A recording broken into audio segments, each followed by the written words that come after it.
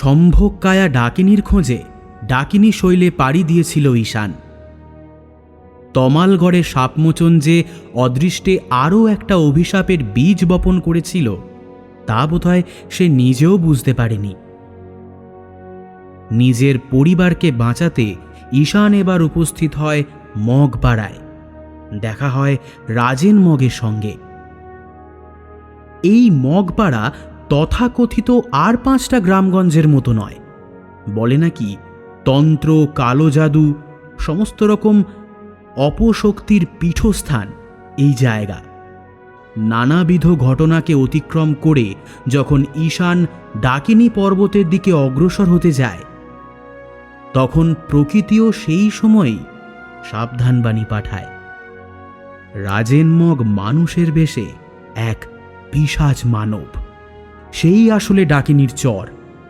নরকের জীবেদের আহ্বান করে সে এবার ঈশানের পেছনে। ডাকিনী যে ভোগ চায়, বলি চায়, নরবলি। ঈশান কি আদৌ বেঁচে ফিরতে পারবে? আপনাদের কি মনে হয়? সে তো তলিয়ে গেছে পর্বতের ওই ঝর্ণাধারায়।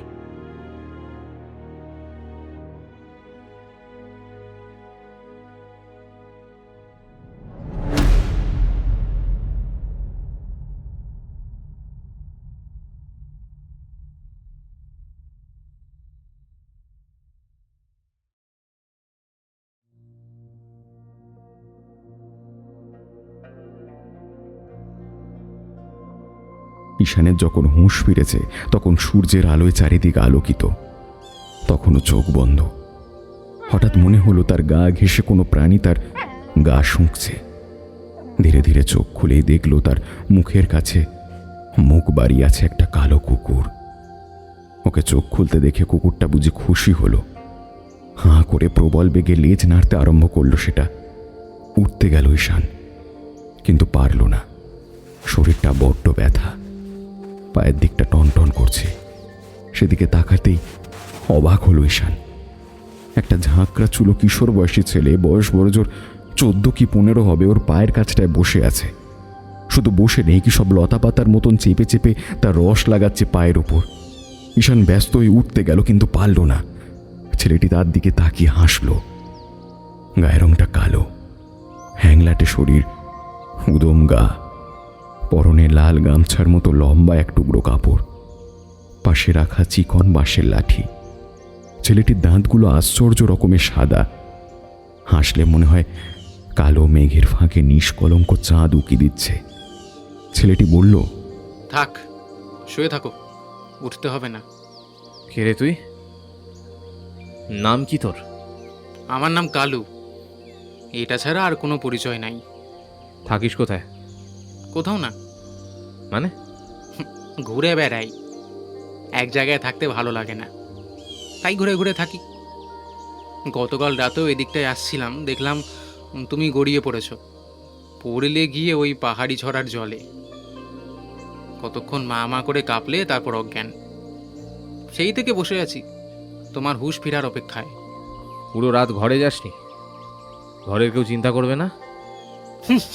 বললাম তো ঘর নাই, তাই চিন্তা করার কেউ নাই। আছে এই কুকুরটা, ওর সাথেই থাকি, শুধু ঘুরে বেড়াই। আর পথে কারোর ঘা দেখলেই ভরে দিই। ভরে দিস?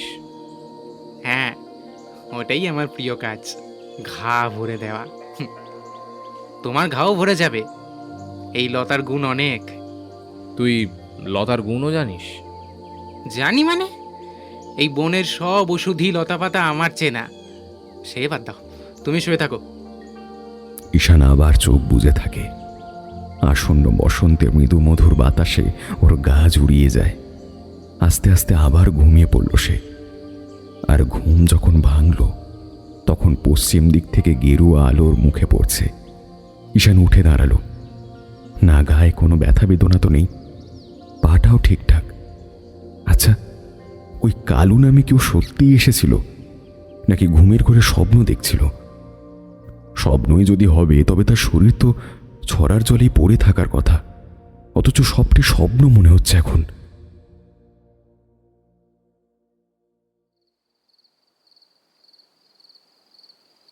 পাহাড়ের ভূমি আস্তে আস্তে সন্ধ্যার আধারে ডুবে যাচ্ছে। ঈশান কিছুক্ষণ বসে গতরাত্রের কথা ভাবতে আরম্ভ করল। প্রাণ বাঁচানোর চক্করে মোবাইল, পাওয়ার ব্যাংক আর টাকা পয়সা সব গেছে। যোগাযোগ করার বা ঘরে ফেরার আর কোনো উপায় তার মাথা আসছে না। আদৌ কি তার ফেরা হবে? আর আর তার কি সাধ্য ওই ভয়ানক অপদেবতার সাথে পেরে উঠবে? দুঃখের আগে চোখে জল আসতে চাইল তার, কিন্তু অনিশ্চিত ভবিষ্যতের চেয়েও বর্তমানের ক্ষুধা তৃষ্ণায় সে বেশি বিচলিত ছিল। দ্রুত ছড়ায় নেমে আজলা ভরে জল খেল সে। তারপর আশেপাশে দেখতে লাগলো। ডাকিনীর পাহাড়টা রাজেন্দ্রের গ্রাম থেকে যতটা কাছে মনে হয়েছিল ততটাও কাছে নয়। ওটার কাছে পৌঁছাতে হলে সামনে বিস্তৃত আরও কিছু দূর সমতল ভূমির মতো জায়গা। দু একটা আলোর বিন্দু দেখে বোঝা যায় গ্রামই হবে, কিন্তু এটিও যে মগপাড়া নয় তার কি নিশ্চয়তা? হলে হোক, আগে দুটো পেটে পড়া দরকার, পরের কথা পরে ভাবা যাবে। এই ভেবে ছড়াটা সাবধানে ডিঙিয়ে সেদিক পানে হাঁটতে লাগলো ঈশান। অন্ধকার ক্রমশ গাঢ় হচ্ছে। সশব্দে ঘরে ফিরছে পাখির দল। গ্রামের সীমানায় ঢুকলো ঈশান। এখানেও মাচার ওপর ঘর বাড়ি আছে। খানিক পরপর সেখানে দাঁড়িয়ে পড়ল ঈশান। তখনই হঠাৎ একটা পরিচিত শব্দ শুনল সে। ঠিক যেখানটা সে দাঁড়িয়ে তার পিছনের একটা গাছ থেকে। এ তো পেঁচার ডাক। মিশমিশে অন্ধকারেও ঈশান যেন দেখল সেটা ওর দিকেই একদৃষ্টে তাকিয়ে আছে। মনটা কেমন করে উঠল ঈশানের। সে আবার পা চালালো গ্রামের আরেকটু ভেতরে যাওয়ার জন্য। প্রায় মিনিট পাঁচেক হেঁটে আবার পিছনে তাকালো সে। কি আশ্চর্য, পেঁচাটা এখনো তার পিছনে না। আগের গাছটা ছিল একটা পাতা ঝরা ন্যাড়া গাছ। এটায় পাতা আছে। আর ঈশান ভুল দেখেনি, এটি দ্বিতীয় কোনো পেঁচা নয়, ওটি। ঈশান বুঝতে পারল না ঠিক কি করবে। তখন আরও একটু ভেতরে গিয়ে দেখল একটা অন্যরকম বাড়ি। ঠিক বসত বাড়ি নয়, যেন একটা মঠ। মাচার ওপর ঘর হলেও নিচে একটা প্রশস্ত উঠান। আর ঘরটি এক পেশে নয়, মাঝ বরাবর। তার দুই পাশে মাটির রাস্তা দুই ভাগ হয়ে চলে গেছে পেছন দিকে। এতটুকু হেঁটেই ঈশানের আবার পিপাসা পেল। উঠোনের এক পাশে একটি টিউবওয়েল দেখতে পেয়ে সেদিকে গেল ঈশান। কল চাপল, কিন্তু ফ্যাঁস ফ্যাঁসে যান্ত্রিক শব্দ বাদে কোনো কিছুই বেরোলো না সেটি থেকে। আবার চাপতে যাবে এমন সময় শুনতে পেল, ওইটাতে জল নাই। ঈশান তাকালো সেই দিকে। ওই মাচার নিচে একটা কুপিবাতি হাতে দাঁড়িয়ে একজন বৌদ্ধ ভিক্ষু। পরনে লালচে বাদামি বর্ণের চিবর। লোকটা হাত বাড়িয়ে ইশারা করে ডাকল ঈশানকে। ঈশান কাছে যেতেই কুপি তুলে ঈশানের মুখের কাছে ধরল সে। আলোর ছটায় ঈশানও দেখে নিল তাকে। মঙ্গলয়ের চেহারা দেখে মনে হয় প্রায় 70-এর মতন বয়স তো হবেই। ভিক্ষুটি ভাঙা বাংলায় আবার বলল, আসো, আমার সাথে উপরে আসো, জল দিচ্ছে। ঈশান উপরে উঠল। ঘরের বাইরে একটি কামরায় বসল। লোকটি তাকে জল দিল মাটির কলসি থেকে ঢেলে। তারপর যে কথাটি বলল সেটি রীতিমতো চমকে দিল ঈশানকে। কথাটি ছিল, একদিন তোমার সাথে আমার দেখা হবে সেটা আমি জানতাম।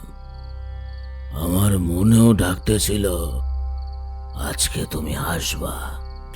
ঈশান সবিস্ময়ে তাকালো তার দিকে। বলে কি বুড়ো? তবে কি সে আবার কোনো নতুন বিপদে পড়তে চলেছে? ঈশান নিজেকে সামলে কঠিন স্বরে জিজ্ঞাসা করল, আপনি জানতেন মানে? আমাকে আপনি চেনেন কি করে? আমি আপনাকে জীবনে প্রথমবার দেখছি। তোমারে চিনি না, কিন্তু তোমার মুখটা আমি চিনি, খুব চিনি। আপনার ভুল হচ্ছে। আমি তো না না, একদম না। আমি সব মুখ ভুলে যেতে পারি, কিন্তু এই মুখটা আমি কখনো ভুলবো না। ভোলা সম্ভব না। কিন্তু কেন? পরে বলি, আগে তুমি বসো, আমি বন্দনা সেরে আসতেছি। তারপর খাওয়া দাওয়া করার পরে সব কথা হবে। এ কথা বলে বুড়ো ঘরের ভেতর চলে গেল। ঈশানের মনে দৃঢ় বিশ্বাস, ভেতরে গেলে সে আবার ওই ডাকিনীর মূর্তি দেখতে পাবে। তাই বুড়োর অনুমতির তোয়াক্কা না করেই সে দ্রুত পদে ভেতরের ঘরে ঢুকল। ঘরটা বেশ প্রশস্ত, খানিকটা হল ঘরের মতো। কয়েকটা ঝুলন্ত হ্যারিকেন জ্বলছে, তার আলোয় ঘর আলোকিত। মেঝে জুড়ে লাল কার্পেট, প্রবেশদুয়ারে কাঁসার ঘণ্টা আছে। ঘরের উত্তর পাশে উঁচু একটি বেদি, তার উপরে বসে আছে একটি পিতলের বুদ্ধ মূর্তি। তার গায়ে জড়ানো গেরুয়া চিবর, চোখ অর্ধনিমিলিত, হাতে ধর্মচক্র প্রবর্তন মুদ্রা। তারই দুপাশে দুটো ছোট মূর্তি, একটিতে দণ্ডায়মান বুদ্ধ মূর্তি, আরেকটি বুদ্ধের অর্ধশায়িত মূর্তি। সম্ভবত ও দুটো কাঠের। ঈশান যার ছবি খুঁজছিল সে কোথাও নেই। বুদ্ধের ত্রিমূর্তির খানিক তফাতে ঝোলানো আছে পার্বত্য চট্টগ্রামের বিখ্যাত বৌদ্ধ ভিক্ষু বনভান্তের হাস্যোজ্জ্বল ছবি। ভিক্ষু বৃদ্ধটি হাঁটু গেড়ে প্রার্থনা করতে আরম্ভ করল। বুদ্ধমূর্তির সামনে সাজানো থালায় ফলমূল, আর তার পাশে গ্লাসে জল। ঈশান তার থেকে খানিকটা দূরে বসল। প্রায় 15 মিনিট প্রার্থনার পর বুড়ো একটি বিশেষ দণ্ড দিয়ে ঝোলানো ঘণ্টায় আঘাত করতে আরম্ভ করল। গম গম শব্দে ভরে উঠল পুরো ঘর। কিছুক্ষণ পর কিছু আদিবাসী তরুণ তরুণীও এলো সেখানে। প্রার্থনা করল নিজেদের ভাষায় অথবা পালি ভাষায়। তারপর বুড়োকে প্রণাম করে চলেও গেল।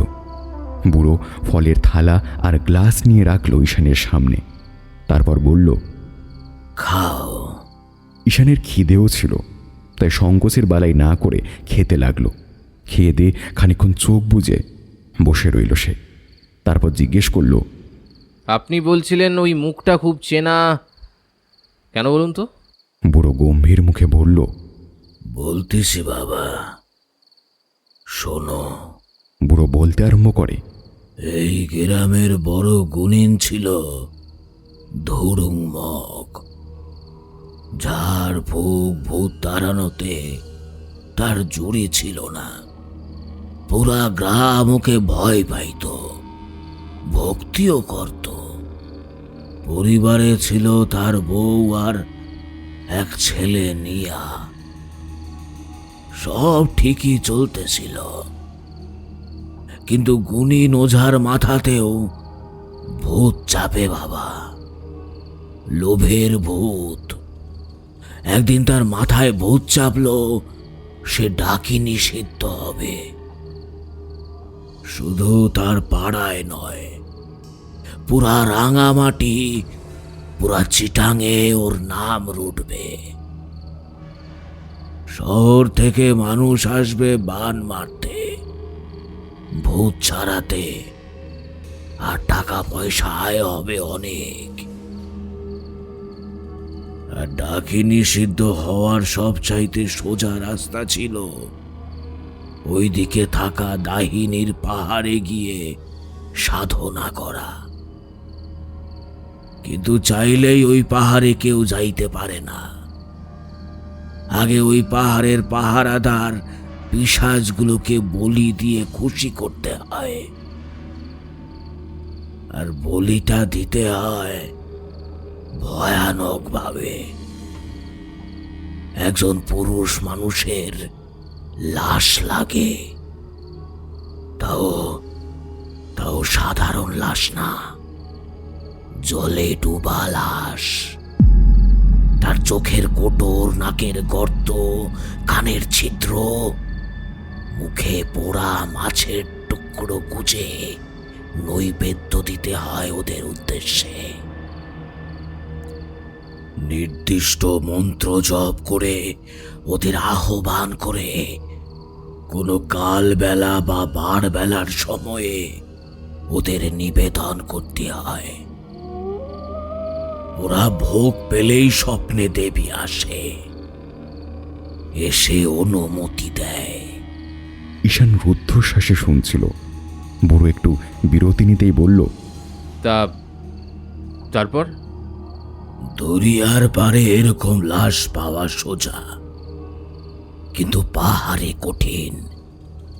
তার উপর আবার ওই লাশ হতে হয় অন্য গোত্রের কারো লাশ। তাই দেবীর কাছে সে আর্জি দিল যাতে কাউরে পাঠাই দেয়। কয়েকদিনের মাথায় এলো একটা মানুষ, বাঙালি ছিল, তোমারই মতো। সে ছোটখাটো বিদ্যে শিখতে চায়। ভাবলাম ওরেই বানাবো বলি। এই বলি দেওয়ার জন্য সংকল্প করে খাবার খাওয়াইতে হয় বলিকে, কিন্তু খাবার সময় সাধক বলির সামনে থাকতে পারবে না। ওকেও সে খাবার খাওয়ানোর জন্য দিন টিন ঠিক করে রাখছিল, কিন্তু তারপর ঘটে গেল সেই ঘটনা যেটা সে কল্পনাও করে নাই। ঈশান অধৈর্য হয়ে বলল, তারপর কি? প্লিজ থামবেন না, বলুন না কি হলো। ওর জন্য খাবার রাখি দিয়ে ধরুং চলে গেল মাছ কিনতে। ফিরে এসে দেখে ও ঘরে নাই। সংকল্প করা খাবারগুলো সে খায়নি, সঙ্গে তার ছেলেও গায়েব। ছেলের মাও জানে না। রাত হয়ে গেল, ছেলে ঘরে ফেরে না। ছেলের মা তো কাঁদি কাটি অস্থির হয়ে গেল। পরের দিন দুপুর পর্যন্ত ছেলের কোনো খোঁজ পাইল না। পাগলের মতো ছুটল পাড়ার সব দিকে। হঠাৎ একজন একটা খবর দিল, গ্রামের শেষে একটা শ্মশান আছে, ওখানে নাকি কার একটা ল্যাংটা লাশ পড়ে আছে। ওই শুনে দৌড়ে গেল ধরুং। দেখলো ওর ছেলেটা, চোখ গেলে দিছে কেউ, গায়ে খাবলা খাবলা মাংস নাই, কোথাও হাড্ডি বাইর হইয়া আছে। ছেলের মা তো বেহুশ হইয়া গেল। ধরুং বুঝল যাকে সে বলি ভাবতেছিল সেই তার ছেলেকে বলি দিছে। তারপর বৃদ্ধ একটু থামল। ঈশান নীরব। বৃদ্ধ আবার বলে চলল, সেই দিন ধরুং যে কষ্ট পাইল সেটাই তার জীবন পরিবর্তন করে দিল। তারপর আর জাদুটনা বান মারা ও সব ছাড়িয়ে দিল সে। বউটা পাগল হয়ে গেছিল, বছর 3 বাদে ধোত্রা খেয়ে মরে গেল। তারপর থেকে কোনো মায়ায় আর জড়ালো না ধরুং। নিজের ঘরে কায়াং বানিয়ে ভাঙতে হয়ে গেল। তারপর তার নাম হলো প্রজ্ঞানন্দ মহাথেরো। এই যে তোমার সামনে যে বসে আছে। আর ওই বাঙালির চেহারাটা ছিল ঠিক তোমার মতো। হ্যাঁ, তোমার মতো ছিল বাবা। ঈশানের মুখ দিয়ে বেরিয়ে এলো, বর্দা। ঈশানের মনে দুঃখ হলো।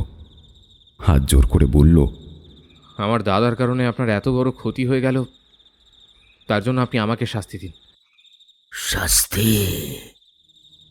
শাস্তি তুমি পাও নাই। আপনি কি করে জানেন? ওই দাহানিকে যে নিজের স্বার্থের জন্য সাধনা করে তার ধ্বংস নিশ্চিত। পুরা পরিবার শেষ হয়ে যায় তার। তোমার পরিবারে কে আছে?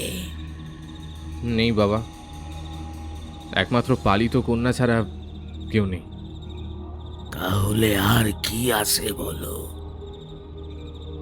তোমাকে কি আর শাস্তি দিব আমি? বিনা দোষেই শাস্তি পাইলা তুমি। আর তুমিও যে তারই ভোগ হতে যাচ্ছ এইটা কি জানো? কি করে বুঝলেন? বাইরে আসো, দেখাচ্ছি। বাইরে চাঁদের মৃদু আলোয় উঠোন আলোকিত।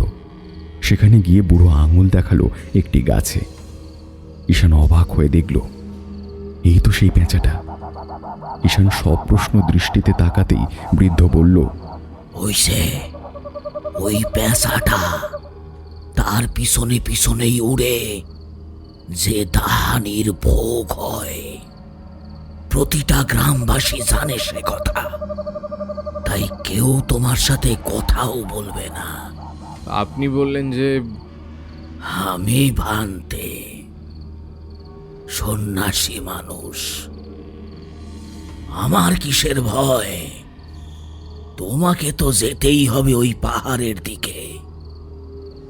আজকে রাতটা বরং থেকে যাও এখানে, কাল আমি তোমায় এগিয়ে দিয়ে আসবো খন। ঈশান নির্দিষ্ট বিছানায় শুয়ে পড়ল।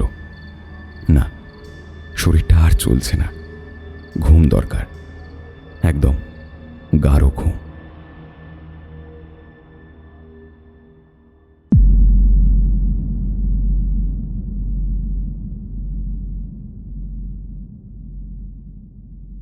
সকাল হলো।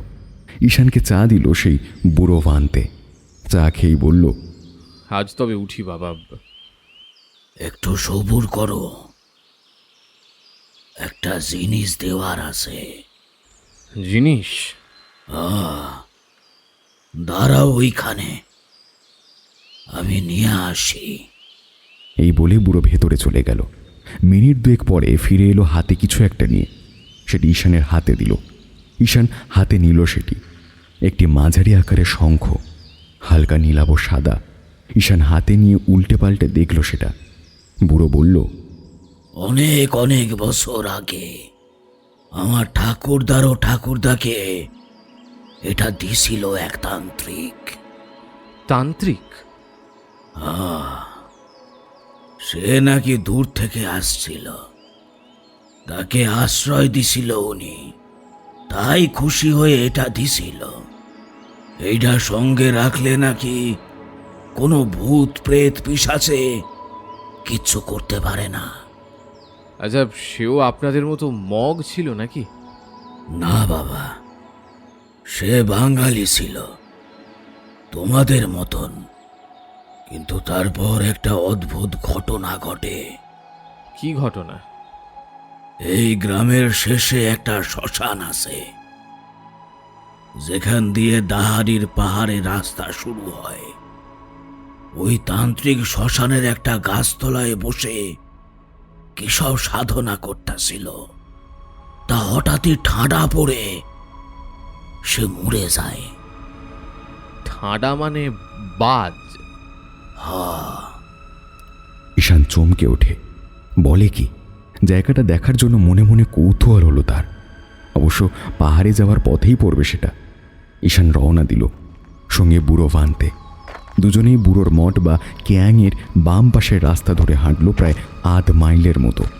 তারপরেই সামনে বিস্তৃত খোলা মাঠ। এটাই শ্মশান। এখানে ওখানে ছড়ানো কয়েকটা বাঁশের নির্মিত সমাধি দেখা যায়। মগ, চাকমা, ত্রিপুরা প্রমুখ আদিবাসীদের মৃতদেহ দাহ করেই সৎকার করা হয়।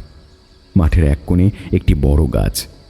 বুড়ো বলল, বাজ পড়ার সময় ওই তান্ত্রিক গাছের তলাতেই নাকি বসেছিল। বাজ পড়ে গাছের কিছু অংশও পুড়ে যায়। মগ সমাজে নাকি বাজ পড়া দেহ পোড়ানো হয় না, তাই গাছতলে সমাধি দেওয়া হয় তান্ত্রিককে। ঈশান বুড়োকে বিদায় জানায়। বুড়োর পায়ে হাত দিয়ে প্রণাম করে। বুড়োও মাথায় হাত দিয়ে আশীর্বাদ করে। তারপর আস্তে আস্তে ফিরে যায়। ঈশান গাছটার ছায়ায় দাঁড়িয়ে রইল। সেই দিনের স্বপ্নের কথা তার মনে আছে। এরকম একটি শ্মশান ভূমিতে সে বসেছিল। এরকমই এক গাছের তলে সে বজ্রস্পৃষ্ট হতে দেখেছিল ত্রিবিক্রমকে, তার পূর্বজন্মের শরীরকে। তবে কি বুড়োর বলা সেই তান্ত্রিকই ত্রিবিক্রম? আর শঙ্কুটা কি তারই দেওয়া? কালের চক্রে আবার তারই হাতে ফিরে এসেছে। শঙ্কুটা তার পকেটে রাখল সে। গাছের তলায় সে বসল কিছুক্ষণ। জয়ার কথা খুব মনে পড়ছে। এখন তো যোগাযোগ করার কোনো উপায়ও নেই। আদৌ কি সে ফিরতে পারবে? জয়া কি এতদিন খবর না পেয়ে অস্থির হয়ে উঠছে না? কে জানে। গাছটার নিচে বসল ঈশান, চোখ বন্ধ করল। তারপর তার মনকে সম্পূর্ণরূপে গুটিয়ে আনার চেষ্টা করল সে। সম্পূর্ণ যৌগিক প্রক্রিয়া। এটা কেন করছে ঈশান নিজেও জানে না। কেবল মনে হলো এটা করলে হয়তো সে ওই দিনের স্বপ্নটা দৃশ্যকে আবার দেখতে পাবে। চোখ বেঁধে বসেই ছিল। সে বুঝতে পারল আস্তে আস্তে তার শরীর ক্রমশ অসাড় হয়ে আসছে। বাইরের কোনো দৃশ্য সে দেখছে না, কোনো শব্দও শুনছে না, আর ভেতরটার কালো অন্ধকার একটু একটু করে যেন মিলিয়ে যাচ্ছে। হঠাৎ একটা কান ফাটা শব্দ, সেই সাথে মনে হলো 440 ভোল্টের বৈদ্যুতিক শক খেলো যেন সে। তখনই বসা থেকে ছিটকে মাটিতে পড়ল সে, একদম মুখ থুবড়ে। একরকম ভ্যাবাচ্যাকাকে কিছুক্ষণ চুপ করে বসে থাকার পর হঠাৎ ঈশানের মনে হলো এই শ্মশানের নির্জনতা ভেঙে দিচ্ছে একটি শব্দ।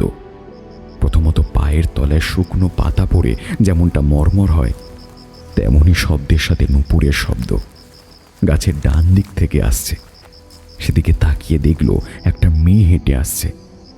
8-10 বছর বয়সী হবে, চোখ ছোট, নাক মোচা, ফর্সা রং, এই অঞ্চলের আদিবাসীদের মতোই দেখতে। ডান হাতের তালু মুখের একপাশে রেখে হাঁক পেরে কাকে যেন ডাকছে, আর বাম হাতে ধরা আছে একটা আস্ত আঁক, একদম লম্বা লম্বা পাতা সমেত। মেয়েটার পরনে লাল রঙের থামি, থামি খানিকটা স্কার্টের মতোই, আদিবাসী মেয়েদের পোশাক। হাঁক পারতে পারতে তার ভাষাতে ঈশানকে কি জিজ্ঞেস করল।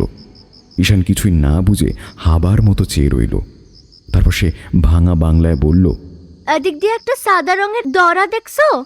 ঈশান জানে দওড়া মানে বাছুর, দামরা শব্দের অপভ্রংশ। সে না সূচক মাথা নাড়ল। মেয়েটা আবার বলে, একটু তোমায় দেখো না। খুঁজে দেবো কেমনে, দেখি নাই তো। আরে একটু খুঁজো না, একদম দুধের মতো সাদা। এত কিছু খুঁজে পাইছো আর একটা দড়া পাবে না? কি খুঁজে পেলাম আবার, কি বলছিস? মা এত কিছু বলতে পারবো না। ওইটা আমার দাদার দড়া, না পাইলে ঘরের তুন বাইরে করে দিবে আমাকে। আচ্ছা আচ্ছা, খুঁজে দিচ্ছি, তুই একটু বস। রোদে লাল হয়ে গেছিস। এই, তোর হাতে ওটা কি রে? এত বড় আঁখ? হ্যাঁ, কুইসাল। আর কি? এটা তো তোর চেয়েও বড়। কি করবি এটা নিয়ে? খেলবো। খেলবি? বাবা, মানুষ আঁখ নিয়েও খেলে? আমি খেলি। কই খুঁজতেছো না? ঈশান তখনই উঠে এদিক ওদিক দেখতে শুরু করে। শ্মশানের কিনারার ঝোপগুলোতে খুঁজতে থাকে। হঠাৎ দেখল ঝোপের একদিকে নড়ছে। সেখানে গিয়ে দেখল আসলেই তো ধবধবে দুধ সাদা একটা বাছুর ওখানে। ওটাকে হাতে ধরে নিয়ে আসে ঈশান। মেয়েটা খুশিতে হাততালি দেয়। তারপর বাছুরটাকে নিজের ভাষায় মনে হয় হালকা ধমকি দিল কয়েক প্রস্ত।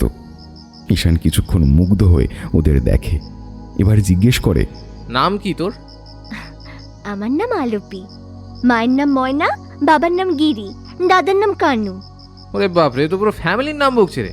থাকিস কোথায়? মগপাড়ায়? না, ওই দূরে যে পাহাড় দেখছো তার পিছনে টিপড়া পাড়ায়। এই বলে ঈশানকে একটি পাহাড়ের নির্দেশ করে সে। পাহাড়টা ডাকিনীর পাহাড়ের চেয়ে অনেকটা তফাতে অবস্থিত। দিকের হিসেবে বিপরীতই বলা যায়। কিরে, এত দূরে চলে এসেছিস? কি করতাম, ওই দৌড়ার জন্য। বেশি দুষ্টু এটা। যা তাড়াতাড়ি বাড়ি যা, সবাই চিন্তা করবে না? ভাবে তো, সবাই তো আমার কথাই ভাবে। এই, তুমি গয়াম খাবে? চট্টগ্রামের ভাষায় পেয়ারাকে গৈয়াম বলে। ঈশান বলল, তুই কোথা থেকে পাবি? পাশে একটা পেয়ারা বাগান আছে, ওখান থেকে আনলাম। যে চুরি করেছিস? আমি গাছের সামনে গিয়ে তালি মারলে গাছটা দিয়ে দেয়। ওরে বাবা, মিথ্যেও বলিস? কি বদমাস মেয়ে! ওই দেখো, খেলে খাও নাইলে না। বকা দিচ্ছ কেন? দেখো কাণ্ড, দোষ করবি আর বকাও দিতে পারবো না? হ্যাঁ, তুমি দেখছো আমাকে চুরি করতে? না। তাইলে না দেখে কেমনে বললে? আচ্ছা আচ্ছা আচ্ছা বাবু, বাদ দে। যা, তুই চুরি করিস নাই, তাহলে দে। মেয়েটা তাকে দুটো পেয়ারা দিল। আজকাল 12 মাসে পেয়ারা চাষ পাহাড়ে সর্বত্র। এই শেষ শীতেও পেয়ারা মিলছে। পেয়ারা হাতে নিয়ে একটাতে কামড় বসালো ঈশান। খিদে লেগেছে, বেশ ভালো খেতে পেয়ারা। খেয়ে দিয়ে মুখ তুল দিয়ে দেখে, ওমা, মেয়েটা গেল কই? ঈশান আবারও এদিক ওদিক তাকিয়ে এবার গলা ছেড়ে ডাকলো, আলোপি, এই আলোপি। ওই পাহাড়ের দিক থেকে সাড়া পাওয়া গেল। আবার দেখা হবে, এখন যাই। অদ্ভুত, চলেই গেল তাহলে। এবার ডাকিনীর পাহাড়ে যাত্রা শুরু।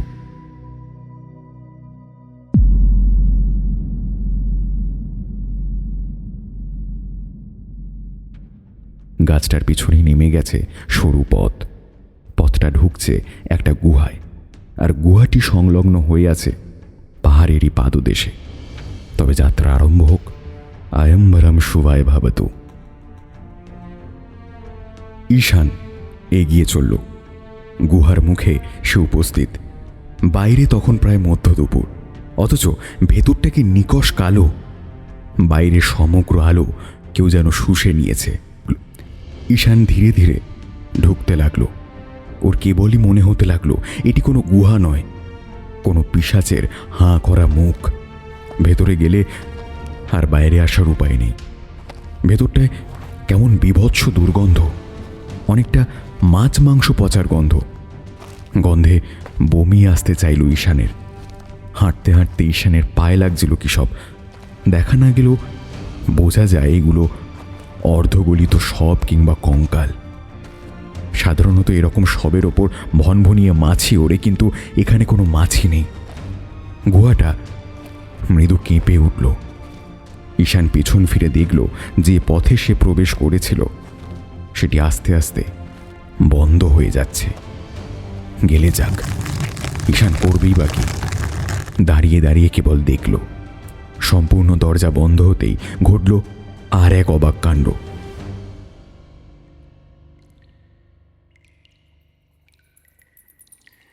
লালচে আলো জ্বলে উঠল গুহার ভেতরে। আলোর উৎস, না কোনো প্রদীপ নয়।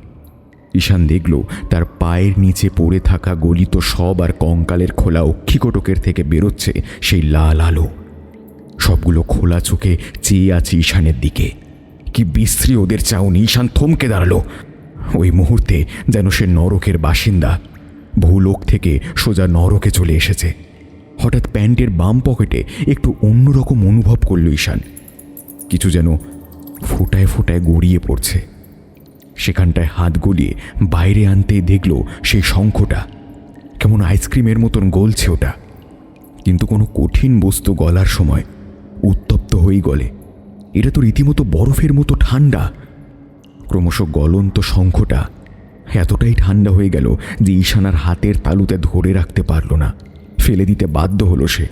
সেটি গিয়ে পড়ল একটি গলিত শবের মুখে। অমনি অবাক কাণ্ড! কালছে জিভ বের করে পুরোটা গিলে ফেলল সে। তারপর আরম্ভ হলো আরও নারকীয় ব্যাপার। প্রতিটা গলিত শব চিৎকার করে কাঁদতে আরম্ভ করল। সব শবেরই এক চিৎকার,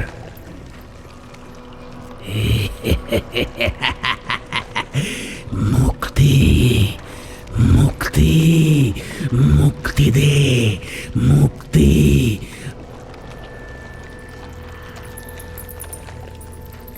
ঈশান কানে হাত দিল। বুড়ো শঙ্খটা দিয়েছিল ভূত পিশাচ থেকে রক্ষা করতে, আর এই পিশাচগুলো তো শঙ্খটাকে গিলে ফেলল। একটু পরে সব চিৎকার বন্ধ হয়ে গেল। তখন ঈশান সামনে দেখল লম্বা কালো আলখাল্লার মতো কিছু একটা পরিহিত কেউ দাঁড়িয়ে আছে তার সামনে। লম্বায় 7 ফুটের মতো হবে, মুখটা বোঝা যাচ্ছে না। হাতে লম্বা লাঠি জাতীয় কিছু। বিকৃত রুক্ষ কণ্ঠে গর্জে উঠে শাসালো যেন কাকে। তারপর ঈশানের দিকে হাত বাড়িয়ে ইশারা করলো তার পেছন পেছন চলতে। ঈশান ওই লম্বা মূর্তির পেছন পেছন চলতে আরম্ভ করলো। গুহাটা পেরিয়ে পা রাখলো আরো প্রশস্ত একটি গুহায়। এখানে কেমন হালকা নীলাভ একটি আলো আছে। আস্তে আস্তে হাঁটছিল। সব নীরব, এমনকি নিজের পদক্ষেপের শব্দ শুনতে পাচ্ছিল না। হঠাৎ তার জামাটা কেউ খামচে ধরল বাম দিক থেকে। ঈশান চমকে উঠল। সেদিকে ফিরে দেখে একটি বীভৎস মূর্তি তার দিকে তাকিয়ে গজগজ করছে। একটি চোখ উপড়ানো, মুখে অসংখ্য আঁচড়ের চিহ্ন। মুখটা কেমন চেনা চেনা লাগছিল ঈশানের। একটু পরেই মনে পড়ল, আরে এ তো রাজেন, সেই রাজেন মগ। রাজেন ওর দিকে তাকিয়ে হিংস্র সাপদের মতন গজরাচ্ছিল। তারপর 2 হাত বাড়িয়ে ঝাঁপ দিল তার দিকে। ঈশান ভয় 2 পা পিছিয়ে গেল। অবশ্য রাজেনের সুবিধা হলো না। পিছন থেকে এক পাল পিশাচ রাজেনকে হ্যাঁচকা টানে টেনে নিয়ে গেল। তার উপর বসে মহানন্দে ওর মাংস ছিঁড়তে লাগলো। আর রাজেনের মুখ দিয়ে তখন বেরোচ্ছে যন্ত্রণা কাতর বিশ্রী আর্তনাদ। ঈশানের গা কাঁটা দিয়ে উঠল। ভয় দৌড় কিনল 2 বার।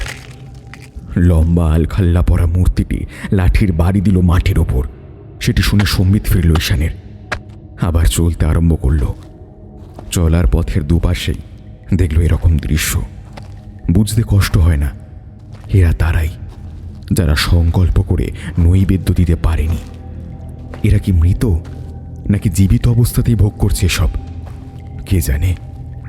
কিছু দূর চলার পর ঈশান সে মূর্তির পিছু পিছু এসে হাজির হলো একটি অপেক্ষাকৃত প্রশস্ত স্থানে, অনেকটা গোলাকার স্থান, আর তাকে ঘিরে আছে অসংখ্য বড় বড় গাছগাছালি। কালচে গুড়ির গাছের ওপর কালচে সবুজ পাতা। বাইরের সূর্যালোক এখানে এসে পৌঁছাচ্ছে বলে মনে হয় না, তবে কেমন একটি ঘোলাটে সবুজাভ আভায় পুরো স্থানটি ভরে আছে। তবে তার মাঝে বসে আছে কিছু লোক। অবাক হল ঈশান, না, এরা পিশাচ বা বিকটদর্শন পশুপ্রতিম মানুষ নয়, তার মতোই মানুষ, সবারই মাথা কামানো। একটি চৌকো পাথরের বেদি ঘিরে সবাই বসেছিল আর ঢুলছিল। সংখ্যায় ওরা 8 জন, একদম বেদির 8 দিক বরাবর 8 জন বসা। ঈশানের সঙ্গে আসা মূর্তিটি আবার আগের মতো লাঠি দিয়ে মাটির উপর 2 বার আঘাত করল। আঘাতের শব্দে সচকিত হয়ে উঠল ওই 8 জন লোক। দ্রুত ফিরে চাইল ঈশানের দিকে। তখনই ওই মূর্তির গা থেকে খুলে পড়ল আলখাল্লা জাতীয় কালো কাপড়টা। নিজের চোখকে বিশ্বাসই করতে পারল না ঈশান। এটি একটি ডালপালা কাটা গাছের গুড়ি। এতক্ষণ একটি গুড়ি হাঁটছিল তার সঙ্গে। কোনো মন্ত্র বলে একটি গাছের গুড়িতে ক্ষণিকের জন্য ওরা প্রাণ সঞ্চার করে দিয়েছিল কি? কিন্তু আরেকটি বিষয় ঈশান খেয়াল করল। তারপর তার পা জড়িয়ে ক্রমশ কি যেন উঠে আসছে ওপরে। নিচে তাকাতেই দেখল কতগুলো বুনো কাষ্ঠল লতার মতো কি সব যেন তার পায়ে জড়িয়ে যাচ্ছে আপনা আপনি। ক্রমশ তার গোড়ালি জড়িয়ে এমন চাপ দিল ঈশান দাঁড়িয়ে থাকতে না পেরে বসে পড়ল। তারপর ক্রমশ তার পা পিছমোড়া হয়ে বাঁধা পড়ল। পুরো বুক অবধি একদম শক্ত হয়ে এঁটে গেল তার শরীর। তখনই প্রবল হর্ষে ওই 8 জন চিৎকার করে উঠল, বলে বলে বলে বলে। তাদের কাঙ্ক্ষিত বলি এসে গেছে। বাঁধনটা এতই শক্ত হয়েছে যে ঈশানের পক্ষে নড়াচড়া করাই এখন মুশকিল। 8 জনের মধ্যে 2 জন এসে ঈশানকে একদম তুলে নিয়ে গেল। বাপরে, কি জোর ওদের! তারপর শটান বসিয়ে দিল বেদিটার সামনে। চৌকো বেদিটা কালো, তার 8 দিক থেকে 8টি মাথার খুলি রাখা, তার উপর রক্তের শুকিয়ে যাওয়া কালচে ফোঁটা। 8 জনের মধ্যে আরও 2 জন হরহর করে জল ঢেলে দিল ঈশানের গায়ে। গলায় পরিয়ে দিল অদ্ভুত একটি মালা। একটু পরে ঈশান বুঝতে পারল মালাটা শুকনো, নাড়ি ভুঁড়ি পেঁচিয়ে তৈরি। ইস, কি জঘন্য! মাথায় লাল লাল কি সব গুঁড়ো লেপে দিল। তারপর ওই 8 জন হাঁটু গেড়ে 2 হাত উপরে তুলে আরম্ভ করল অদ্ভুত সব মন্ত্র আওড়ানো। সবার দৃষ্টি একই দিকে। ঈশানও সেদিকে তাকায়। ঘন গাছের ফাঁকে উকি দিচ্ছে একটি বড় আকারের প্রায় ডিম্বাকার পাথর। তার মধ্যে অঙ্কিত আছে একটি অবয়ব। ঠিক কিসের অবয়ব সেটি ঈশান জানে না।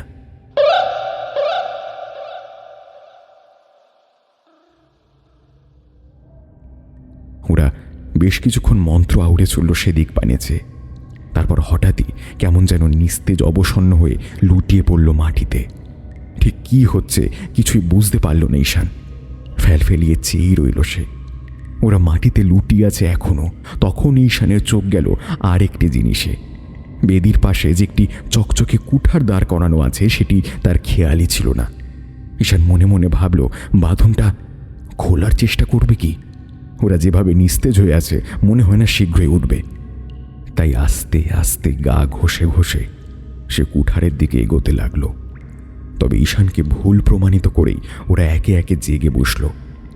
ওদের প্রত্যেকের চোখই কেমন যেন ঘোলাটে, নির্জীব, যেন মরা মানুষের চোখ, কিন্তু মুখের হাসি হাড় হিম করা। একবার হাসলে মনে হয় ঠোঁটের পরিধি বিস্তৃত হয়ে 2 কান অবধি পৌঁছে গেছে। ঈশানের নিষ্ফল প্রচেষ্টার আঁচ পেয়ে ওরা হেসে উঠল। কৌতুকের হাসি। ওদের মধ্যেই একজন ফ্যাস ফ্যাসে স্বরে বলে উঠল, পালাতে চাইছিলি বুঝি? ওটি আর হচ্ছে না। ঈশান বুঝতে পারল সব আশা শেষ। চোখ বন্ধ করে শেষবারের মতো জয়ার মুখটা দেখার চেষ্টা করল সে। মনকে স্থির করে ক্রমশ এক বিন্দুতে নিয়ে আসার চেষ্টা করল, কিন্তু মনে মনে খেয়াল করল ঠিক স্থির করতে পারছে না সে। না, তার কারণ মৃত্যু ভয় নয়, একটি খটকা। কি অদ্ভুত দর্শন লোকগুলো! এটা না জেনেই মরে যাবে? না না, এমনি এমনি তো মরা যায় না। যেমনই ধীরে ধীরে সে চোখ বন্ধ করছিল, তেমনই দপ করে চোখ খুলে চিৎকার করল, কিন্তু আমার একটা শেষ ইচ্ছে আছে। একজন সকৌতুকে বলল, আচ্ছা, কি যায়? মত্ত, মাংস, নাকি নাকি মায়াময় মৈথুন সুখ? বলির আগে তোমার ইচ্ছে আমরা পূর্ণ করব। না না, ওসব দিয়ে কি করব? প্রাণী থাকবে না কিছুক্ষণ পর, ওসব আমার কি কাজে দেবে? তাহলে তাহলে কি চাও? জানতে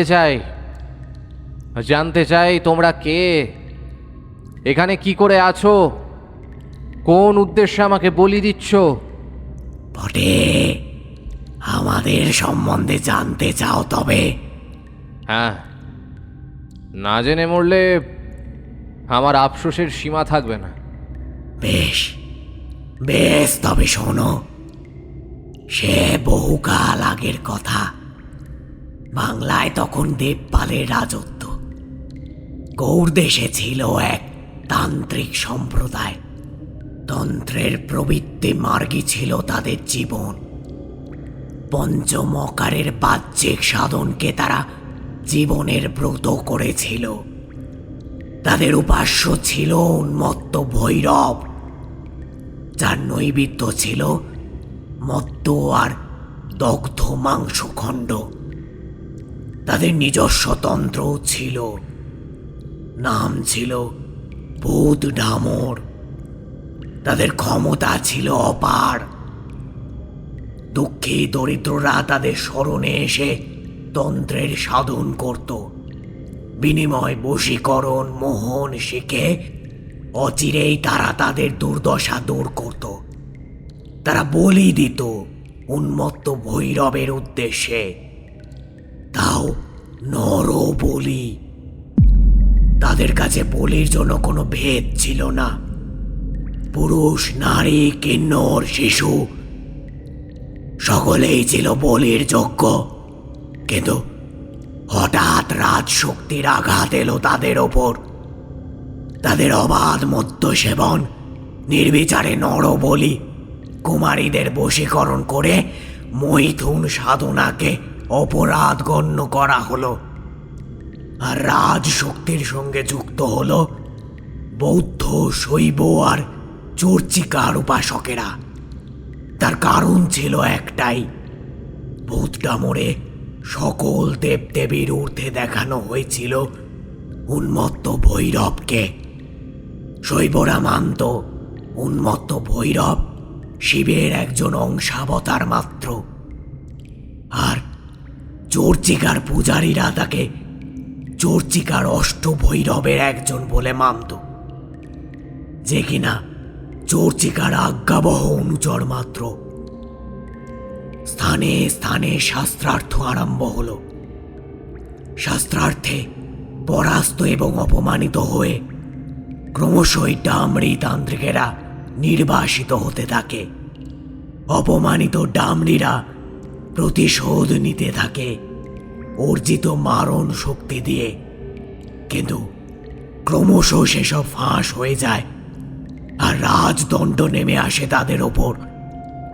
তাদের আক্রার সন্ধান পেলেই তলোয়ার বল্লম জ্বালাতো সেখানে রাজ সৈনিকেরা। এভাবেই কেউ পালালো তিব্বতে, কেউ পালালো আরো দূরে কম্বোজে, শ্যাম দেশে। এক অংশ আশ্রয় নিল হরিকেলের জনবর্জিত অরণ্যে, যে অরণ্যে ডাকিনীর বাস। ডাকিনী শৈলে এসে তারা ভিক্ষা করল আশ্রয়। ডাকিনী দেবী প্রসন্ন হলেন, আশ্রয়ও দিলেন, তবে শর্ত রাখলেন, প্রতি বছর একটি করে নরমুণ্ড দিতে হবে। তার উদ্দেশ্যে সহস্রাব্দ পূর্ণ হলেই তার শক্তিতে ডামরিরা আবার শক্তিশালী হয়ে উঠবে। সমগ্র সাম্রাজ্য চূর্ণ বিচূর্ণ করে তারাই হবে সম্রাট। সমগ্র দেবালয় ভেঙে পুজো হবে কেবল উন্মত্ত ভৈরবের। সেই থেকে আজ 9 শতক ধরে নরবলি দিয়ে আসছি আমরা। মানে তোমরা সেই দ্বাদশ শতক থেকে জীবিত আছো? আর এ কথাও আমাকে বিশ্বাস করতে হবে? আমরা সংখ্যায় ছিলাম 500 জন। তার মধ্যে আমরা 8 জন ছিলাম গুরুস্থানীয়। বাকিরা তাদের জীবনী শক্তি আমাদের অর্পণ করে আমাদের অমর করে গেছে। ওদের গলিত মৃতদেহ আর কঙ্কালগুলো তুমি প্রবেশদ্বারই দেখেছ। সহস্রাব্দের বলি পূর্ণ হলেই আমরা ওদের আবার জীবিত করে তুলব। এবার আর একজন বলল, তোমার আর কিছু জানবার আছে? কিন্তু এত বলি তোমরা পাও কোথায়? কেন? পিশাচ সিদ্ধ, ডাকিনী সিদ্ধ হতে যে হতভাগারাই ডাকিনী শৈলে আসে, তারাই আমাদের বলি। মানুষের লোভী ওদের বলির কারণ। ঈশান অবাক হলো। তার বরদা তো এখানে প্রবেশের জন্যই বুড়োর ছেলে সবে নৈবেদ্য চড়ালো, তবে সে কি করে জীবিত ফিরে গেল? কিন্তু ভেবে আর কি হবে? এর উত্তর হয়তো ওরাও জানে না। আর সময় বেশি নেই, তখনই 2-3 জনকে চেপে ধরল। তারপর ওর কাঁধ আর ঘাড় ধরে ওর মাথাটি বসালো বেদির ওপর। আর তখনই ঘটল কাণ্ডটা।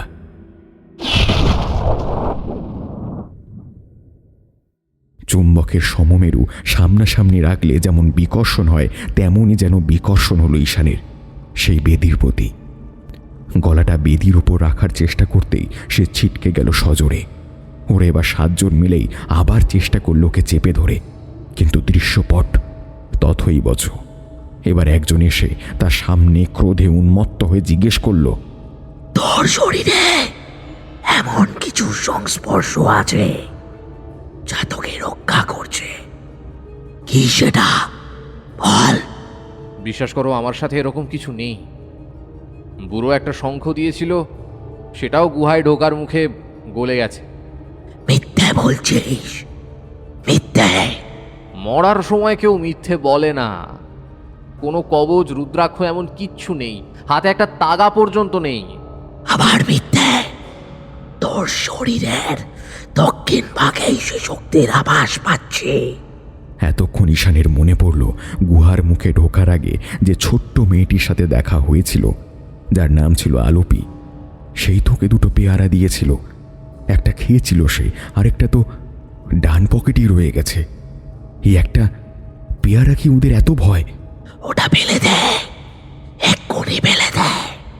আশ্চর্য, হাত পা বেঁধে রেখেছো, ফেলবো কিভাবে? ওরা ওর বাঁধন খুলে দেয় অনায়াসে। ঈশান কতক্ষণ মনে শোকে হাত পা ঝাড়ল, তারপর উদ্ধত কণ্ঠে বলল, নাও। ফেলবো না ওটা। ফেলবি না মানে? ফেলে দে, নইলে কি? তোর পরিবারে যারা আছে সবাইকে শেষ করে দেব, সবাইকে।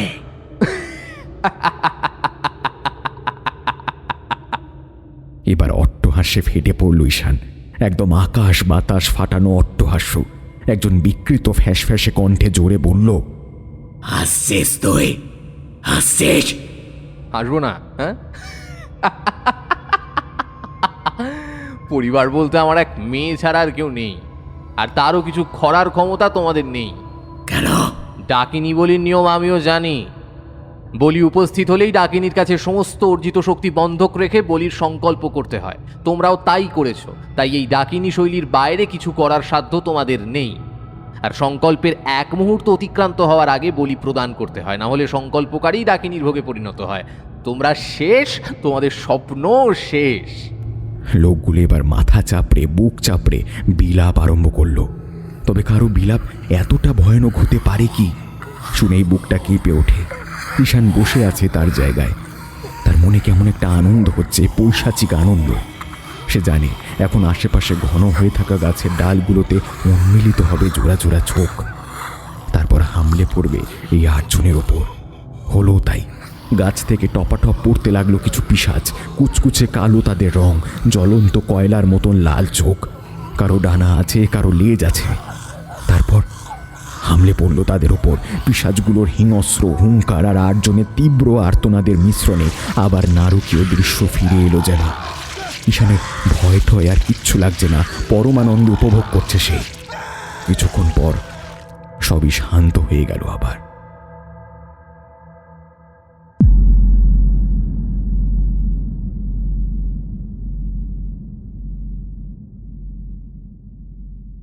ঈশান হঠাৎ সম্বিত ফিরে পেল।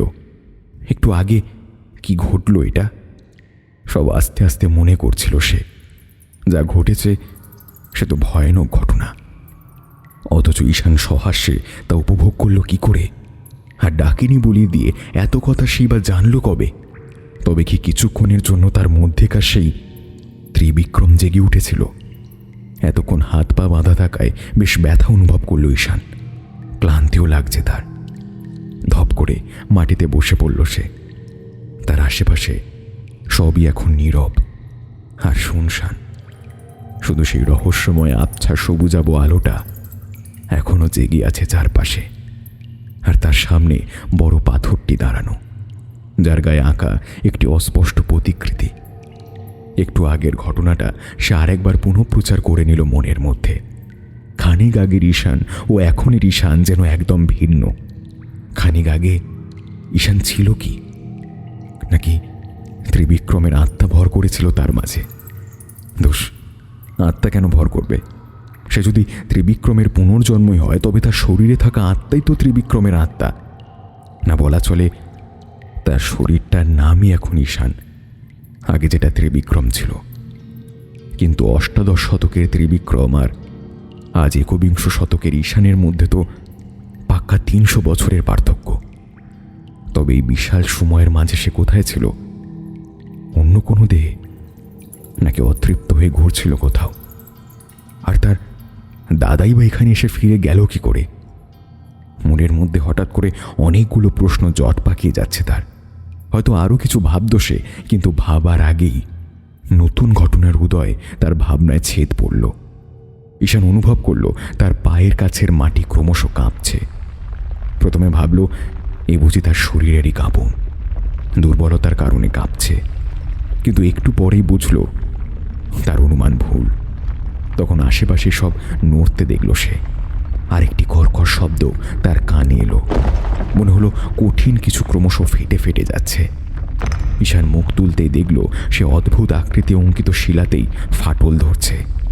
আরও দেখল যে বেদির ওপর রেখে ওকে বলি দেওয়ার চেষ্টা করা হয়েছিল সেটিও কেমন আস্তে আস্তে মাটিতে সেঁধিয়ে যাচ্ছে। এদিকে একে একে বজ্রপাতের রেখার মতো ফাটল ক্রমশ উপর থেকে নিচে নামছে ওই শিলাটায়। এক পর্যায়ে চৌকো বেদিটি সম্পূর্ণ বসে গেল ভূগর্ভে। সে সঙ্গে প্রবল শব্দে শিলাটি ফেটে ধসে পড়ল। ঈশান 2 হাতে নাক মুখ ঢেকে ফেলল সম্ভাব্য ধুলো পাথর থেকে বাঁচতে। শিলাস্থানটি কিছুক্ষণ ধুলোয় ধোঁয়াটে হয়ে রইল। তারপরে আস্তে আস্তে দৃশ্যমান হলো ব্যাপারটি। ঈশান দেখল একটি সরু সিঁড়িওয়ালা পথ উপরে উঠে গেছে। সম্ভবত সেটি পাহাড়ের শীর্ষভাগ। ঈশান এবার উঠে দাঁড়ায়, সেই পথটির কাছে এগিয়ে যায়। তখনই তার কানে এলো সেই পরিচিত রহস্যময় নারী কণ্ঠস্বর।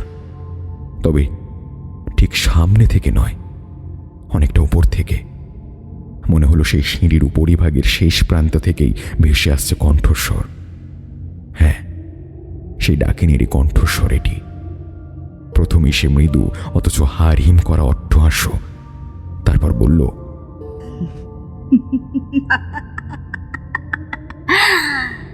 তোর কপালে তো বড্ড জোর রে, এবারেও বেঁচে গেলি। তার মানে তুমি এবারেও আমায় মারতে চেয়েছিলে? না না না না, মারবো কেন? তোকে নিয়ে একটু খেললাম মাত্র। কিন্তু যা, খেলোয়াড়ের যে খেলনাই যে বড় খেলোয়াড় হবে সে আমি কি জানতাম? এত বছর ধরে তোমার আশ্রয়ে থাকা ওদের ওভাবেই শেষ করে দিলে? কথা রাখেনি ওরা, তাই শেষ হয়েছে। আগেই বলেছি আমি ডাকিনি, ভগবান বা দেবতা নই। সে যাক, তোর মনে এখন অনেক প্রশ্ন জমেছে, তাই না রে? তোমার কাছে কিছুই লুকোনোর নেই, দয়া করে আমার শঙ্কা নিরসন করো, হাত জোর করে বলছি। একটা প্রশ্নের উত্তর আমি দিতেই পারি। তোর দাদা এই ডাকিনী শৈলে আসেনি। আসেনি? সে যদি নাই আসবে তবে ওই বৃদ্ধ ধুরুংমগের ছেলেকে বলি চড়ালো কেন? কোনো উচ্চ ডাকিনী সিদ্ধ তার ইচ্ছে ছিল না। ও কেবল নিম্ন শ্রেণীর কিছু শক্তি অর্জন করতে চেয়েছিল। তার জন্য আমার পোষ্যদের বলি দিলেই যথেষ্ট হয়। কিন্তু তাতেও বিশেষ লাভ হয় না। বলি এক সময় সে অপসাধক নিজেও বলিতে পরিণত হয়। ওই ডাকিনী শৈলের প্রবেশ দ্বারও যে কোনো উদ্দেশ্য নিয়ে আসে, তার ও তার পরিবারের অপঘাতে মৃত্যু সুনিশ্চিত। সে বুঝলাম, কিন্তু আমার বাকি প্রশ্নের উত্তর? তার জন্য তোকে এই সিঁড়ির পথ বেয়ে উপরে যে উঠতেই হবে। আমি কথা দিচ্ছি, যদি তুই উপরে উঠতে পারিস তবে তোর প্রশ্নের উত্তর তুই পাবি। এটাও কথা দিচ্ছি, এই তোর শেষ পরীক্ষা। সে না হয় উঠলাম। এই বলে ঈশান পা বাড়াতে লাগলো। তখনই হঠাৎ গলা শোনা গেল ডাকিনীর, আবার সেই রক্ত জল করা হাসি। হাসি শুনেই ঈশান থেমে গেল। তারপর ডাকিনী আবার বলতে আরম্ভ করলো,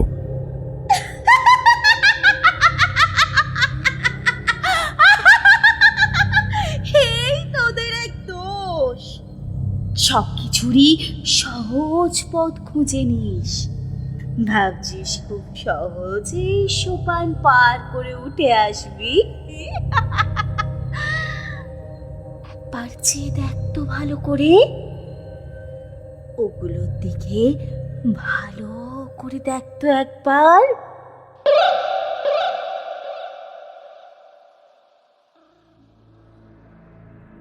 ঈশান এবার তাকায় সিঁড়িগুলোর দিকে। আরে তাই তো, এতক্ষণ তো সে খেয়ালই করেনি। সিঁড়ির প্রতিটি ধাপ গঠিত হয়েছে পাশাপাশি রাখা মাথার খুলি দিয়ে। বিশাল তাদের অক্ষিকঠোর, চকচকে তাদের দাঁত। তবে ঠিক মানব সদৃশ নয়, কারণ ওদের উপরের চোয়ালের চেয়ে নিম্ন চোয়াল সামনের দিকে অধিক বিস্তৃত, অনেকটা গরিলা বা এই জাতীয় প্রাণীর খুলির মতোই। সেদিকেই হাঁ করে চেয়ে রইল ঈশান। তখন ডাকিনী আবার বলে উঠল, দেখ ওদের, ওগুলো কেবল মরার খুলি নয়, আমার সহচররা। ওদের একমাত্র খাদ্য নররক্ত, যেটা স্বাদ ওরা বহুদিন পায়নি।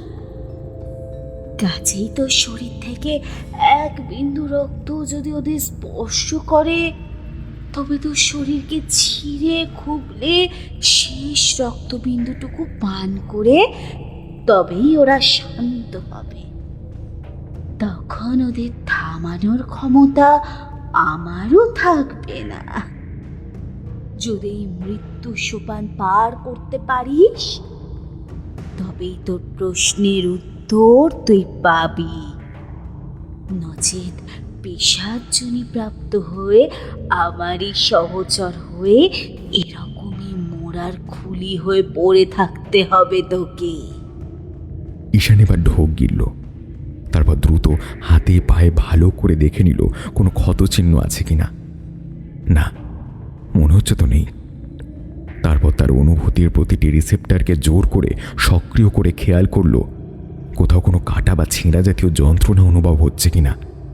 না, হাতে পায়ে সামান্য ব্যথা থাকলেও কোনো কাঁটা ক্ষত আপাতত নেই। এবার দাঁড়িয়ে লম্বা শ্বাস নিল ঈশান। আস্তে আস্তে এগিয়ে যাচ্ছে সে সিঁড়ির প্রথম ধাপের দিকে। আলতো করে যেই ডান পাটা রাখতে যাবে অমনি ঘটল ভয়ানক ঘটনা। ঘটনার আকস্মিকতায় ঈশান আরেকটু হলে পড়েই যাচ্ছিল। কোনো মতে সামলে পিছিয়ে এসে দাঁড়ালো। চোখের পলকে ঈশানের পায়ের অব্যবহিত নিচে অবস্থিত মরার খুলিটার নিম্নপাটি সদন্ত জোড়া কয়েকগুণ বেড়ে ওপরে উঠে এলো। তারপর তার বাম ডানের খুলিগুলোতেও একই পরিবর্তন। তারপর ক্রমশ উপরের গুলোতেও দেখা গেল তেমনটা। তারপর জ্বলে উঠল তাদের চোখবিহীন অক্ষিকোটর, আর ওদের ভেতর থেকে আসছে হিংস্র গড়গড় শব্দ, অনেকটা নেকড়ের মতো। সবকটার সম্মিলিত গড়গড় শব্দ ক্রমশ ভারী হয়ে এলো। উফ, কান পেতে রাখা দায় যেন। ঈশান হতবম্ব হয়ে চেয়ে আছে। এ কি, যেভাবে সদন্তগুলো গজিয়ে উঠেছে তাতে 2 ধাপ যেতেই তো পা রক্তারক্তি হয়ে যাবে। তাহলে সে পৌঁছাবে কি করে? পিছনে যাওয়ার তো কোনো পথ নেই। ঈশান আবার মাটিতে বসে পড়ল। কি করতে হবে কিছুই মাথায় ঢুকছে না। এই সিঁড়ির 2 ধাপও পার করা অসম্ভব, তবে তার কাছে আর কোনো বিকল্পও নেই। পেছনের দরজা যখন বন্ধ তখন এগিয়ে যাওয়াই ভবিতব্য। কিন্তু এগোবে কি করে? ভাবতে ভাবতে হঠাৎ মনে হলো গত জন্মের অর্জিত শক্তির সাথে এ জন্মে অর্জিত অভিজ্ঞতাও কাজে লাগানো জরুরি। এদিক ওদিক চেয়ে হঠাৎ চোখ পড়ল সে কুড়ালটির দিকে, যেটি কিনা রাখা হয়েছিল ওকেই বলি দেওয়ার জন্য। আশেপাশে গাছও আছে বেশ কিছু। এবার সে আরম্ভ করল অদ্ভুত প্রচেষ্টা। পাশের একটি গাছে চড়তে গেল সে। না, একটু টানতে গেলেই শরীরটা থরথর করে কাঁপছে। তখনই পেটে খিদের অনুভব করল ঈশান। তাই তো, পেটে তো কিছু পড়েনি অনেকক্ষণ যাবৎ। পকেটে আলোপের দেওয়া পেয়ারাটা এখনো আছে, যে পেয়ারা আজ অলৌকিকভাবে তার জীবন বাঁচিয়েছে। পেয়ারাটি বের করে এক মুহূর্ত সেটির দিকে তাকালো সে, তারপর কামড় বসিয়ে খেতে আরম্ভ করল। পুরোটা শেষ করতে তার মিনিট 2 লাগলো বোধহয়। সাধারণত বাইরের মাংসল অংশটা বাদে ভেতরের বীজবহুল অংশটা সে কখনো খায় না, কিন্তু আজ খেয়ে নিল খিদের চোটে। খেয়ে এবার শরীরে খানিকটা বল অনুভব করল। গাছে চড়ে মোটা আর লম্বা ডাল কাটল প্রথমে, তারপর আরও 2টো মোটা কিন্তু অপেক্ষাকৃত খাটো ডাল কেটে নিল সে। এবার রনপা বানানোর জন্য লম্বা ডালে ছিদ্র করতে হবে, কিন্তু কুড়াল দিয়ে কি ছিদ্র করা যায়? ছোঁচালো কিছু তো চাই, কোথায় পাবে? হঠাৎ মনে পড়ল সামনেই তো এতগুলো দাঁতালো খুলি আছে। সর্বনিম্ন ধাপে থাকা একটি খুলির দাঁত উপরে নিলে হয় না? কিন্তু ভাবা সহজ, করা নয়। প্রথমত নেকড়ের মতো গর্জনরত খুলিগুলোর কাছে যেতেই ভয় করছে। তার উপর মুখের উপর বাড়ি মেরে দাঁত ভেঙে আনা, তার উপর আবার ভাঙতে গিয়ে যদি রক্ত বেরোয় তাহলে তো হয়েই গেল। কিন্তু আর কোনো উপায় তো নেই। কাজেই মনকে শক্ত করে আস্তে আস্তে এগোতে লাগলো ঈশান। সামনে গিয়েই সর্ববামে থাকা খুলির ওপর জোরসে আঘাত করল ঈশান। বিকট বিশ্রী শব্দে আর্তনাদের শব্দ বের হলো সেটি থেকে। দাঁত ভাঙল না, কিন্তু ঈশানের মাথায় যেন খুন চাপল। বেশ কয়েক ঘা দিতেই একটি দাঁত ভেঙে ছুটে এলো ওর পায়ের কাছে। সন্তর্পণে সেটির গোড়া ধরে ঈশান হাতে নিল। তারপর কুড়ালের হাতলকে হাতুড়ির মতো ব্যবহার করে ঠুকতে লাগলো লম্বা ডালের নিচে। 2টো মোটামুটি সাইজের গর্ত করে তার মধ্যে ঢুকিয়ে দিল মোটা মোটা ডালের টুকরো। তার আগে অবশ্য চেঁচে মসৃণ করে নিল যাতে পায়ে ফুটে রক্ত রক্ত না বের হয়। এবার দাঁড়িয়ে পরখ করে দেখল ভারসাম্য ঠিক আছে কিনা। তার জীবনে বানানো প্রথম রনপা সত্যি প্রয়োজনীয়তাই উদ্ভাবনের জনক। এবার ঈশান চলতে আরম্ভ করল। সাবধানে, অতি সাবধানে চলছে সে। প্রথম ডান পায়ে গিয়ে দৃঢ় করে দাঁড়ায়, তারপর পিছনের পা আলগা করে ওই রনপাটির সামনে নিয়ে আসে। ততক্ষণে 2 পায়ের ভরই থাকে ডান দিকে রনপায়। তারপর ঠিক তার বিপরীত প্রক্রিয়া। শরীরটা মৃদু কাঁপে, কিন্তু কাঁপুনিকে প্রশ্রয় দিতেন। ওটি সংক্রামক জিনিস, আর নিচের খুলিগুলো থেকে বিভৎস চিৎকার ভেসে আসছে, যেন কত ব্যথা পাচ্ছে তারা। পেলে পাক, তার কি? প্রথম তার অসুবিধা হলেও 5-6 ধাপের পর কেমন যেন পুরো বিষয়টাই তার আয়ত্তে এসে গেছে। তাই আর কোনো চিন্তা না করে আস্তে আস্তে এগোতে লাগলো সে। তার মনে আছে তার মা তাকে একবার একটি কথা বলেছিলেন। ছোটবেলায় চন্দ্রনাথ আর পাতালকালী দর্শনের সময় যখন উঁচু পাহাড় বেয়ে উঠতে হতো, তখন তার মা বলেছিলেন, উঁচুতে দেখবি না, ক্লান্তি আর নিরাশা হবে। পেছনেও তাকাবি না, ভয় লাগবে। দেখবি শুধু পায়ের তলায়, মাটিতে। মাকে খুব মনে পড়ল হঠাৎ। তাই মনোযোগটা কেবল পায়ের দিকেই দিয়ে রাখার আপ্রাণ চেষ্টা করে যেতে লাগলো সে। কিন্তু চাইলেই তো সব হয় না। ঈশানের মনোযোগ শীঘ্রই আকর্ষিত হলো অন্যদিকে। তার বাম পাশে হঠাৎই একটি বিদঘুটে অট্টহাস্য শুনতে পেল সে। ঘাড় ঘুরিয়ে সেদিকে তাকিয়েই দেখল একটি কিম্ভূত কিমাকার প্রাণী বসে আছে গাছের ডালে। কুচকুচে কালো রং, চোখজোড়া সবুজ, লোমস দেহ, মাথায় শিং, আর মুখটা এত চেনা লাগছে কেন? অবাক হয়ে দেখল সে, কিন্তু চেহারাটা সে কোথায় দেখেছে ভাবতে ভাবতেই হঠাৎ বাতাসে মিলিয়ে গেল সেটি। কে ছিল? খানিক বাদে মনে পড়ল, আরে এ তো তারই চেহারা। মানেটা কি? একটা অদ্ভুত প্রাণীর চেহারা, তার সাথে এত মিল কেন? এসব ভাবতে ভাবতে থেমে গেছিল। তখনই ঈশান শুনল সেই ডাকিনীর কণ্ঠ। কি হলো? থেমে গেলি নাকি? আয়, উঠে আয়, আয়। ঈশানও জোর করে ভাবনা ভুলে আবার চড়াই আরম্ভ করল। এবার তার নাকে এলো একটি সুগন্ধ। এবার ডান দিক থেকে সেদিকে চেয়ে দেখল একটি গাছে জড়ানো একটি লতা, আর তাতে ফুটে থাকা একটি ফুল, হলদে কমলা রঙের। তার থেকে ভেসে আসছে সুগন্ধ। মুগ্ধ হল ঈশান। এই অভিশপ্ত ডাকিনী শৈলে এমন সুন্দর ফুল। কিন্তু তার দর্শন খুব বেশিক্ষণ স্থায়ী হলো না। ঝোপের পাশ থেকে মাথা তুলল একটি ছাগ শিশু। তারপর এক টানে ফুল সমেত লতাটাকে গলাধ্যকরণ করে নিল সে। ঈশান যুগপদ অবাক ও বিরক্ত হয়ে আবার চড়াই আরম্ভ করল।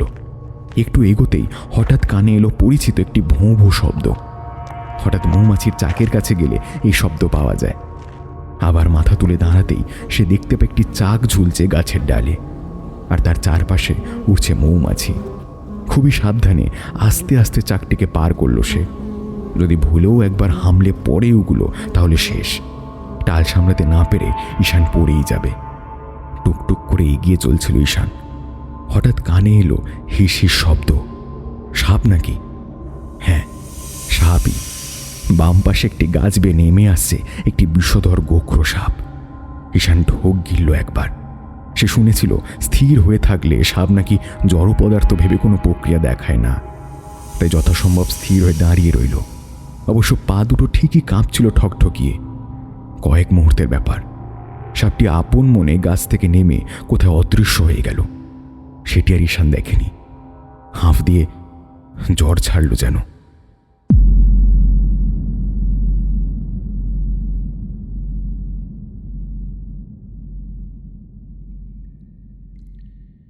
ঈশান এবার উপরে তাকায়। এই তো আর সর্বোচ্চ 8 কি 10 ধাপ বাকি। তারপরে সে পৌঁছে যাবে, কারণ চড়াইয়ের শেষ মাথা দেখা যাচ্ছে এখান থেকেই। না, আর দেরি করা চলবে না। এবার অন্য কিছু দেখে নেওয়ার আগেই উঠে যেতেই হবে। ঈশান মনে মনে সংকল্প করল, এবার পাশে যদি বোমাও ফাটে সে আর নজর দেবে না, পা চালিয়ে চলবে। সে ভেবে আবার সামনে অগ্রসর হলো। কিন্তু বিধি বাম থাকলে মনের কি দোষ? নির্বিঘ্নে 3 ধাপ পেরোতেই এবার কানে এলো ভয়ানক বাঘের গর্জন। ঈশান সেদিক তাকাতেই দেখা গেল ঝোপের আড়ালে মুখ বের করেছে একটি প্রমাণ আকারের বাঘ। জলজলে চোখ, হিংস্র মুখ। ঈশানের সাথে চোখাচোখি হতেই হাঁ করে বিরাট গর্জন ছাড়ল সে। গর্জনের চোটেই ঈশানের মনে হলো পড়েই যাবে। কোনো মতে নিজেকে সামলে আবার তাকায় উটের দিকে। বাঘটা এমনভাবে দেখে আছে যেন এখনই ঝাঁপ দেবে। ঈশান জানে না কি করতে হবে। সামনে বাঘ, নিচে কঙ্কাল। বাঘটা যেই লাফাতে যাবে অমনি একটি বর্ষা এসে বিঁধল ওটার গায়ে। ভয়ানক মরণ চিৎকার করেই ওটা লুটিয়ে পড়ল ঝোপের আড়ালে। ঈশান বিস্ফারিত চোখে দেখল সব, তারপর নিজেকে ধাতস্থ করে নিল। মনে মনে ধন্যবাদ দিল অদৃশ্য শিকারীটিকে। তারপর আবার চড়াইয়ের প্রস্তুতি। এই তো আর 3-4 ধাপ বাকি। কিন্তু হঠাৎই একটা ছোট্ট ছুরি উড়ে এলো ঈশানের দিকে। ওর ডান হাতের পিঠের দিকটা ছুঁয়ে অন্যদিকে গিয়ে অদৃশ্য হয়ে গেল। ঈশান বুঝল হতচ্ছাড়া শিকারীর কাজ। বাঘটা জীবিত আছে কিনা পরীক্ষা করতে আবার ছুঁড়ছে, কিন্তু যেখানটায় ছুরিটা মাত্র কয়েক সেকেন্ডের জন্য লেগেছিল জায়গাটা ক্রমশ লাল হয়ে যাচ্ছে। এর মানে ঈশান জানে রক্ত রক্ত বেরোবে এবার। না, হাতে সময় নেই, অথচ দ্রুত পাও চালাতে পারবে না। কোনো রকমে 1 ধাপ উঠল, আর রক্তের একটি হালকা ধারা তাড়াতাড়ি বেয়ে এলো সেই ক্ষত থেকে। ঈশান দ্রুত হাত দিয়ে ওটা মুছে দিল। তারপর কয়েক মুহূর্তের মধ্যে আবার বেরিয়ে আসতে লাগলো রক্ত। এবার আরও বেগে। ঈশান দ্রুত মুছে বাম হাতটা পরনে থাকা জামায় ঘষে নিল, কিন্তু রক্ত যে থামে না। এক ফোঁটাও পড়তে দেওয়া যাবে না খুলিগুলোর ওপর, কিন্তু যেভাবে রক্ত বেরোচ্ছে তাতে মুছে মুছে আর কতক্ষণ। এই মুহূর্তে এই জন্মের কোনো অভিজ্ঞতা বা জ্ঞান কাজে আসারও কোনো লক্ষণ নেই। ঈশান থেমে আছে। সামনে আর 3টি ধাপ মাত্র। এবার ঈশান চোখ বুঝল। গত জন্মে তার আরাধ্য ছিল দেবী ছিন্নমস্তা। আর দেবী কিসে পরিতৃপ্ত হন? নিজেরই রক্তে না? তবে তার সাধক ঈশানের ভাবনা কি? এবার নিজে নিজে অট্টহাস্যে খিলখিলিয়ে হেসে ওঠে সে। দ্রুত গলা বাড়িয়ে মুখটা চেপে ধরল ডান হাতের তালুতে। তারপর আগের মতোই অগ্রসর হতে থাকে। ওর মুখটা ভরে উঠছে উষ্ণ লবণাক্ত তরলে, কিন্তু না, ওটাই সমাধান। আর কোনো পথ নেই। এভাবে মাঝখানে খানিক বিরতি দিয়ে দিয়ে শেষ 3 ধাপ কোনো রকমে পার করেই ফেলল ঈশান। তারপর বসে পড়ল মাটির ওপর। ক্লান্ত, শ্রান্ত, রক্তাক্ত, বিধ্বস্ত সে। মাটিতে বসার পরেই শুনতে পেল, স্বাগতম, সুস্বাগতম। তারপর মুখ তুলে দেখল তারই কয়েক গজ দূরে একটি বড় শিলার ওপর বসে আছে সে। ডাকিনী, সম্ভোগ কায়া ডাকিনী। দেখতে সেই প্রথম দর্শনের মতোই। ঈশান বসেই রইল, চোখ জোড়া বিস্ফারিত। লম্বা লম্বা দম নিয়ে হাঁপাচ্ছে সে। ওর দশা দেখে যে কারো করুণা হতো হয়তো, কিন্তু ডাকিনী হাসল, অনেকটা বিদ্রুহবার তাচ্ছিল্যের হাসি। হেসে বলল, এত হাঁপানোর কি হলো? এবার এটি শুনে ঈশানের মাথায় যেন রক্ত ঝরে গেল। রাগে গজরাতে গজরাতে বলল, জানো না? হ্যাঁ, কি হয়েছে জানো না? এই এতটা পথ এলাম, কোথাও পিশাচ, কোথাও মৌমাছি, কোথাও সাপ, কোথাও বাঘ, আর পায়ের তলায় তোমার সমস্ত পোষ্যগুলো, ওগুলোর জন্য মুখে নিজে রক্ত খেয়ে খেয়ে এলাম। এই ডাকিনী প্রেত পিশাচের মধ্যে থেকে আমি নিজে আজ রক্ত পাই পিশাচ হয়ে গেছি। বাবা, এত রাগ! এই যে পিশাচ, বনলতা, মৌমাছি, সাপ আর বাঘ দেখলি, সে তো অন্য কিছু নয়। ত্রিবিক্রম থেকে ঈশানের যাত্রাপথে তোর ধারণ করা দেহ ছিল ওগুলো। সত্যি? ওগুলো তবে আমি? নিঃসন্দেহে। তবে আমার গত জন্মের স্মৃতি কেবল ত্রিবিক্রমেরই আভাস হয় কেন? মহাভারতের অর্জুনের লক্ষ্য ছিল কেবল তার নির্দিষ্ট লক্ষ্যবস্তু, তেমনি ত্রিবিক্রমেরও ছিল তাই।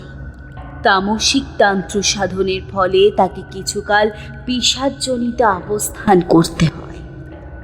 তখনই তার লক্ষ্য ছিল মানব জন্ম। কিন্তু জন্মে জন্মে তার স্মৃতি ক্রমশ ক্ষীয়মান হতে থাকে। তারপরই যা হলো সে আমার সামনেই দাঁড়িয়ে। আর হ্যাঁ রে, কোথায় তোর ক্ষত? দেখা দেখি। ঈশান ডান হাত বাড়িয়ে দেখায়, এই দেখো। ডাকিনী আবার বলল, কিছুই তো দেখলাম না। ঈশান এবার নিজে দেখল, হোমা, কোনো ক্ষত রক্ত কিছুই তো নেই, এমনকি শরীরে একটু ক্লান্তিও নেই তার। এবার সে উঠে দাঁড়ায়, আর ওদিকে ডাকিনী হাসছে, খিলখিলে হাসি, যেন সমস্ত ব্যাপারটিকে সে বড্ড উপভোগ করছে। ঈশান নিষ্প্রিয় কণ্ঠে বলল, আমাকে নিয়ে খেলছো? খুব আনন্দ হচ্ছে না, তাই তো? শিকার নিয়ে খেলার আনন্দই অন্যরকম রে। হ্যাঁ, আমার পরিবারে আমি তোমার শেষ শিকার। তোমার ডাকে এত দূর এসেছি শুধু আমার মেয়েটার ভালোর জন্য। এবার নাও, আমাকে শেষ করো, দিয়ে নিজের মান রক্ষা করো। এই খেলা শেষ করো, দয়া করো। শিকার? শিকার ছিলি বটে, তো এখন তুই আমার মুক্তির চাবিকাঠি। মানে সব কি বলছো তুমি? তোমার শিকার চাইছিলে না? এই তো আমি আমি আমি আমি আমি তোমার শিকার। মানিকের সন্ধান পেলে কাঁচের টুকরো কে চায়? এই এই কাঁচ হিরে এসব কি? তবে তোকে জানতে হবে সবটা। কি জানবো? শোন তবে। বলেই ডাকিনী বলতে আরম্ভ করল,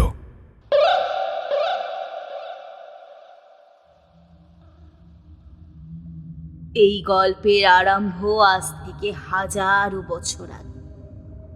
মহান কৈলাস পর্বতের অল্প দক্ষিণ পশ্চিমে একটি তিব্বতীয় গ্রামে জন্ম হয় এক শিশু কন্যার। অল্প বয়সেই মা বাবা হারিয়ে সে তার মামার পরিবারের গলগ্রহ হয়ে পড়ে। আরম্ভ হয় তার জীবনের কণ্টকাকীর্ণ অধ্যায়। মামা মামির বিরূপ আচরণে ক্রমশ তার জীবন হতে শুরু হয় দুর্বিষহ। এর মধ্যেও একে একে 12 বছর পার করে মেয়েটি কৈশোরের তুঙ্গে যৌবনের অদূরে। কিন্তু জীবনে তার সুখ নেই। ক্রমাগত নির্যাতনে সে জীবনের প্রতি সমগ্র মায়া কাটিয়ে ফেলল। পাহাড় থেকে ঝাঁপিয়ে আত্মহত্যা করতে মনস্থ করল সে। তখনই সেই পাহাড়ে ধ্যানস্থ ছিলেন এক গুরু। মেয়েটিকে উদ্ধার করে নিজ গৃহে নিয়ে আসেন তিনি। সেই গুরু ছিলেন এক মহান তান্ত্রিক, মহান তন্ত্রযোগী মিলারেপা এর ভাবশিষ্য। যত্ন করে মেয়েটিকে শাস্ত্র শেখাতে লাগলেন অন্যান্য শিষ্যদের সাথে। মেয়েটির মেধা ছিল অদ্ভুত। গুরু তো মহা খুশি। ঠিক করলেন মেয়েটিকে শিক্ষা দীক্ষায় সর্বশ্রেষ্ঠ করে গড়ে তুলবেন তার আশ্রমের পরবর্তী অধ্যক্ষারূপে। আর তারপর? সেই সাথে গোপনে তিনি গুপ্ততন্ত্র বিষয়েও সাধন করাতে থাকেন মেয়েটিকে। একে একে বজ্রবারাহী, ছিন্নমুণ্ডা, বজ্রযোগিনী সহ বজ্র যাজনের নানাবিধ পন্থায় সিদ্ধ করে তুললেন তিনি। বললেন, যদি মেয়েটি আজীবন নিজের শক্তিকে সংহত রাখতে জীবনযাপন করে ও পরের কল্যাণে নিজেকে উৎসর্গ করে, তবে দেহান্তেই সে হয়ে উঠবে দেবী, অন্তর্মুখী ডাকিনী। দেবী শ্যামা তারা, আদিবুদ্ধ ও গুরু পদ্ম সম্ভবের সাথে পূজিত হবে সেও। সমস্তই ঠিক চলছিল, কিন্তু নিয়তির লিখন কে খণ্ডাতে পারে? ঈশান আরো আগ্রহী হয়ে জানতে চাইল, কেন, কি হলো তারপর? এবার ডাকিনি আবার বলতে আরম্ভ করলো, প্রকৃতির নিয়মে মেয়েটি যৌবনবতী হল। যৌবনের ছোঁয়া তখন তার তনু মনে। তার যৌবনের দৃষ্টি জালে আটকে পড়ল এক সুদর্শন যুবক। তিব্বতের সে ছোট্ট গ্রামের প্রতিটি নারীর স্বপ্নের পুরুষ ছিল সে। মেয়েটির হঠাৎ মন পড়ল তার ওপর, কিন্তু তার সাধনাও তখন তুঙ্গে। এদিকে গুরুর নির্দেশ, অনন্ত কয়েক বর্ষ সমস্ত বহির্বিষয় বিমুখ হয়ে অন্তর্মুখী হয়ে থাকতে হবে। অন্যদিকে শরীরের মনে বাঁধ ভাঙা উদ্দাম যৌবনের আবেদন। এই দুয়ের টানাপোড়েনের ফল হলো ভয়ানক। নিজের কামনা চিরতার্থ করতে মেয়েটি আশ্রয় নিল তার অর্জিত সম্মোহন শক্তি। কয়েকদিনের সম্মোহনেই সে সুদর্শন যুবককে পাগল করে ফেলল তার প্রতি। আর তারপর বলেই খানিক থামলো ডাকিনি। ঈশান উত্তেজনায় জোরে বলল, থেমো না, বলো বলো বলো। ডাকিনি আবার বলতে আরম্ভ করলো, যে গুহায় মেয়েটির সাধনাস্থল ছিল, সেই গুহাতেই যুবকটিকে নিয়ে এলো। বাধ্য করল তাকে সম্ভব করতে। সেদিন পূর্ণিমার রাত্রি, একাকী অন্তর্মুখী ধ্যান সাধনার প্রকৃষ্ট সময়, তাই তার গুরুও ছিলেন অনুপস্থিত। সেই সময়কে কাজে লাগিয়ে সে মেয়েটি নিজেকে সেঁপে দিল যুবকের বাহু ডোরে। সারা রাত্রি কাম সম্ভোগে আসক্ত মেয়েটির খেয়ালও ছিল না নিয়মানুযায়ী তার গুরু আসবেন ভোর রাত্রে, যখন পূর্বাকাশে শুকতারা উদিত হয়। গুরু এলেন আর দেখলেন সবচেয়ে প্রিয় শিষ্যার এই অধঃপতন। ক্ষণিক সুখের লোভে মহান অর্জনের এমন বিসর্জন গুরুর মনকে ভেঙে চুরমার করে দিল। আর্তনাদ করে কাঁদতে কাঁদতে তিনি অভিশাপ দিলেন,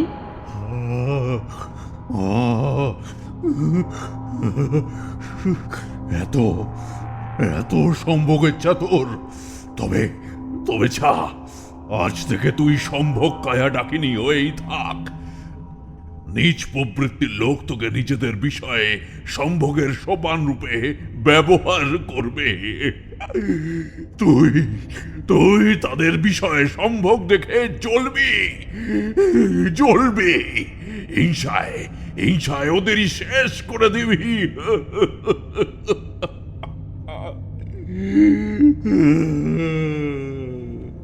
মেয়েটি এক লহমায় বুঝে গেল সে কত বড় ভুল করে ফেলেছে।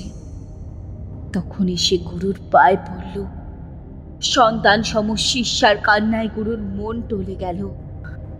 নিজেকে আবার ধিক্কার দিলেন অভিশাপের জন্য। তারপর সেই ডাকিনী শৈলে স্থান দিলেন তাকে। অসংখ্য প্রেত পিশাচ নিযুক্ত করলেন আমার সেবায়, আর বললেন, যদি এত বাধা বিপত্তি ঠেলে কোনো মানব সন্তান আমার সামনে এসে দাঁড়ায়, সেদিনই তার মুক্তির দিন। সে সূক্ষ্ম দেহ ফিরে পাবে আর তার অপূর্ণ সাধনা শেষ করতে পারবে। এইটুকু বলে ডাকিনী থামল। ঈশান নীরব। এবার ডাকিনী বলল, নিশ্চয়ই বুঝতে অসুবিধা হয় না, আমি সেই তোকে স্বীকার করতে চেয়েছিলাম, কিন্তু তুই যে এটুকু আসতে পারবি সেটা আমার ভাবনারও অগম্য ছিল। তাই এই ব্রহ্মাণ্ডে তুই আমার একমাত্র মুক্তির চাবি। স্বর্গের দেবতারাও পারবে না। দে আমার মুক্তি দে, মুক্তি দে আমায়। ঈশান হতবাক। কি বলছে সে? কি করে মুক্তি দেবে সে ডাকিনীকে? এও সম্ভব? তার মতো তুচ্ছ মানব কি এক শাপগ্রস্ত প্রাক্তন সাধিকাকে মুক্ত করার ক্ষমতা রাখে? ঈশান তার মনের শঙ্কা এবার মুখেই প্রকাশ করল। হাত জোর করে বলল, আমার মতো তুচ্ছ মানুষ তোমার মতো মহান সাধিকাকে কি করে মুক্ত করতে পারবে বলো তো? হ্যাঁ, এও কি সম্ভব? ডাকিনী মৃদু স্বরে বলল, খুব সম্ভব। তোর মধ্যে অসাধারণ শক্তি আছে। আমার মধ্যে? হ্যাঁ, তুই কি ভেবেছি যখন তোর বড় ভাইয়ের কুকৃতির ফলে তোর সমগ্র পরিবারকেই গ্রাস করে নিয়েছিলাম, তখন তোকে গ্রাস করার চেষ্টা করিনি, কিন্তু পারিনি। কিন্তু তুমি তো বলেছিলে আমি তোমার মুক্তির চাবিকাঠি, কারণ আমার মধ্যে তন্ত্রচর্চার আবেশ আছে। নিঃসন্দেহে বলেছিলাম, কিন্তু তখন আমার কাছে মুক্তির অর্থ ছিল ভিন্ন। সেটা ছিল ব্যর্থতার গ্লানি থেকে মুক্তি, আর তার জন্য তোকে মারার চেষ্টা করেছিলাম আমি। সাধারণ কাউকে মারার চেয়েও তন্ত্রজ্ঞ কাউকে তার তান্ত্রিক প্রচেষ্টা বিফল করে হত্যার মধ্যে এক পৈশাচিক আনন্দ পেতাম আমি। কিন্তু কিন্তু কি? পারিনি। আমি এর আগে আমার ফাঁদে ফেলে অসংখ্য তন্ত্রসিদ্ধ সাধকের দুর্গতি করেছি। তারা নিজেদের মন্ত্র শক্তি বা অভিচারিক ক্রিয়ার শতভাগ দিয়েও রক্ষা পায়, কিন্তু তুই ব্যতিক্রম। তুই কোনো তন্ত্র মন্ত্র প্রয়োগ করিসনি। তোকে রক্ষা করেছে অন্য এক মহাশক্তি, যার কৃতিত্ব আমার হাতে নেই।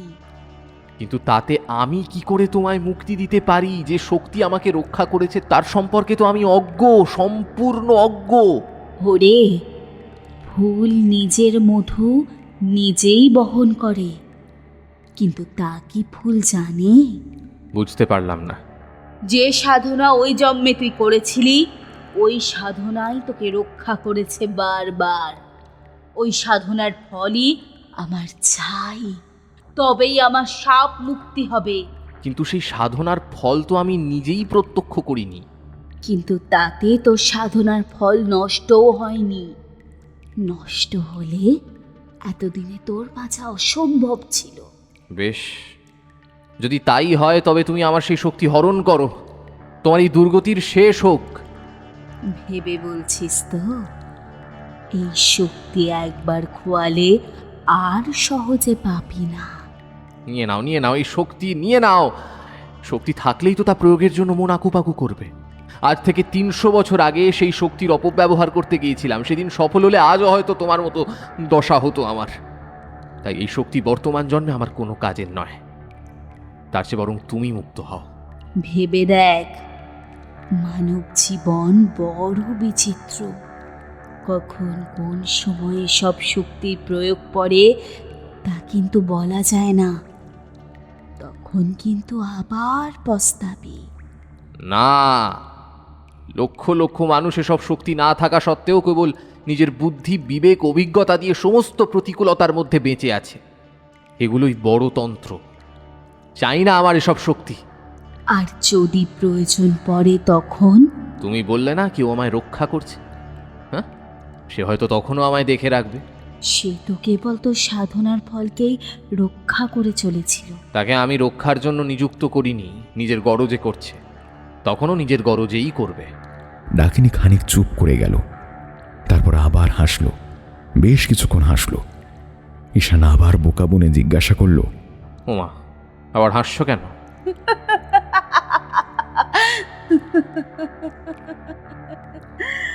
হাসছি, আমি আবার হেরে গেছি। মানে? একবার তোর মুখে না বের করতে চেয়েছিলাম, তেমনটা হলে আমি জোর করে কেড়ে নিতাম। আর তুই যদি তোর ইচ্ছার বিরুদ্ধে সে শক্তি আমায় দান করতিস, তবে তুই বিনষ্ট হতিস, আমারও মুক্তি হতো। কিন্তু না, তোর বিনাশ অসম্ভব। বেশ, আর বিলম্ব নয়, এবার তবে আয় আমার কাছে, আয়। ঈশান এগিয়ে গেল। ডাকিনী তার দীর্ঘ বাহু প্রসারিত করে ঈশানকে টেনে নিল কাছে। হিমশীতল তার স্পর্শ, সে স্পর্শে একরকম আবেদন আছে। এরকম নগ্ন একজন নারীর কাছে যেতে সংকোচ বোধ হচ্ছিল তার। মানবোচিত সংস্কারে সে নড়তে পারল না। তখন ডাকিনী তার দুই হাতের ওপর নিজের দুই করতল চেপে সজোরে ধরল। তখনই নিজের মধ্যে একটি পরিবর্তন লক্ষ্য করল ঈশান। সমস্ত ভয়, সংকোচ সব কাটিয়ে বিক্রমের সাথেই ও আরও এগিয়ে গেল। আর খেয়াল করল তার সর্বাঙ্গ আলোড়ন করে বেরিয়ে আসছে অদ্ভুত জ্যোতি, প্রবেশ করছে ডাকিনীর গায়ে। ডাকিনী চোখ বন্ধ করে নিজের শরীরে গ্রহণ করছে সে জ্যোতি, যেন রমণ সুখের আতিসাহ্যে চোখ বন্ধ করে আছে সে। কিছুক্ষণ পরেই হঠাৎ ডাকিনীর মুখে শোনা গেল তীব্র চিৎকার। ঊর্ধ্বপানে চেয়ে গগন বিদারী চিৎকার দিয়ে হঠাৎ নিশ্চুপ হয়ে গেল সে। ঈশান ছিটকে পড়ল মাটির ওপর। এদিকে ডাকিনীর নগ্ন শরীর তখন ঘিরে ফেলেছে স্নিগ্ধ লালচে আলোকমালা। আলোর ছটায় কতক্ষণের জন্য সে অদৃশ্যই হয়ে গেল। তারপর সে আলোকমালা সরে যেতেই এবার দেখা গেল নতুন দৃশ্যপট।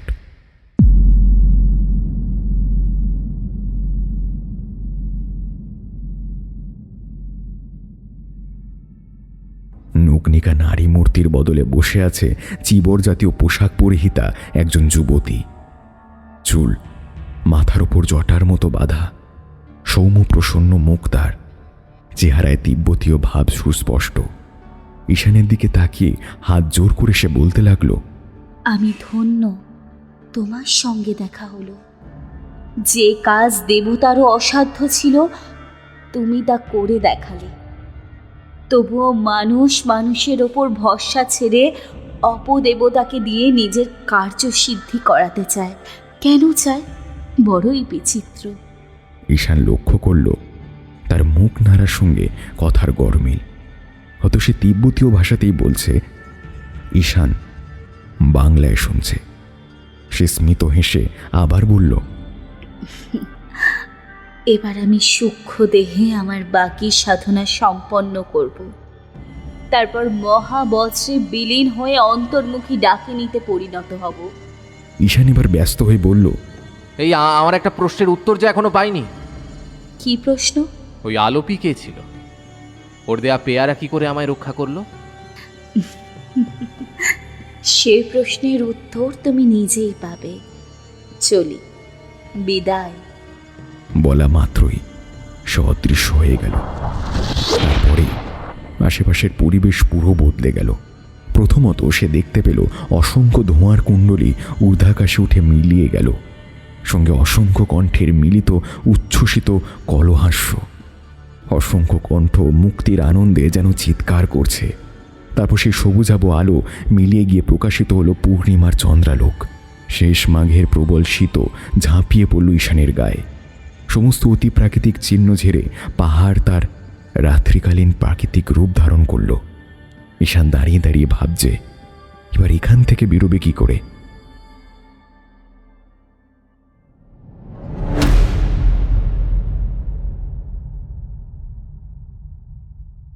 তখনই ঘটল আর এক অবাক কাণ্ড।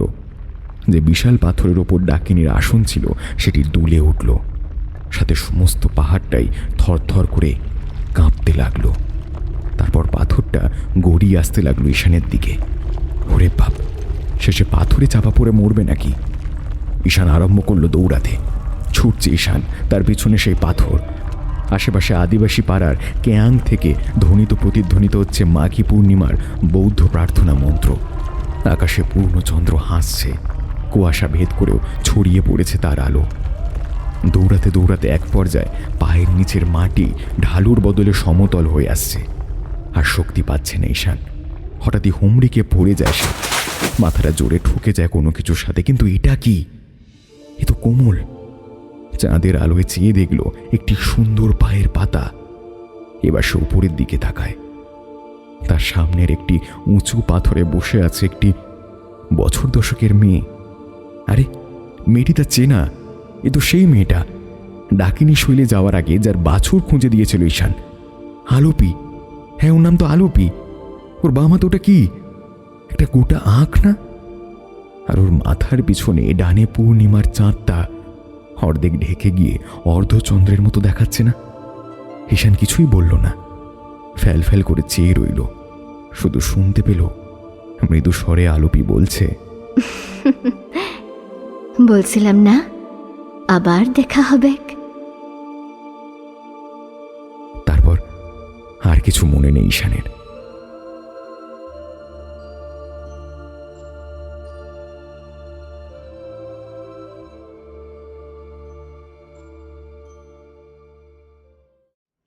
চোখ খুলতেই ঈশান বুঝল সে নরম বিছানায় শুয়ে আছে।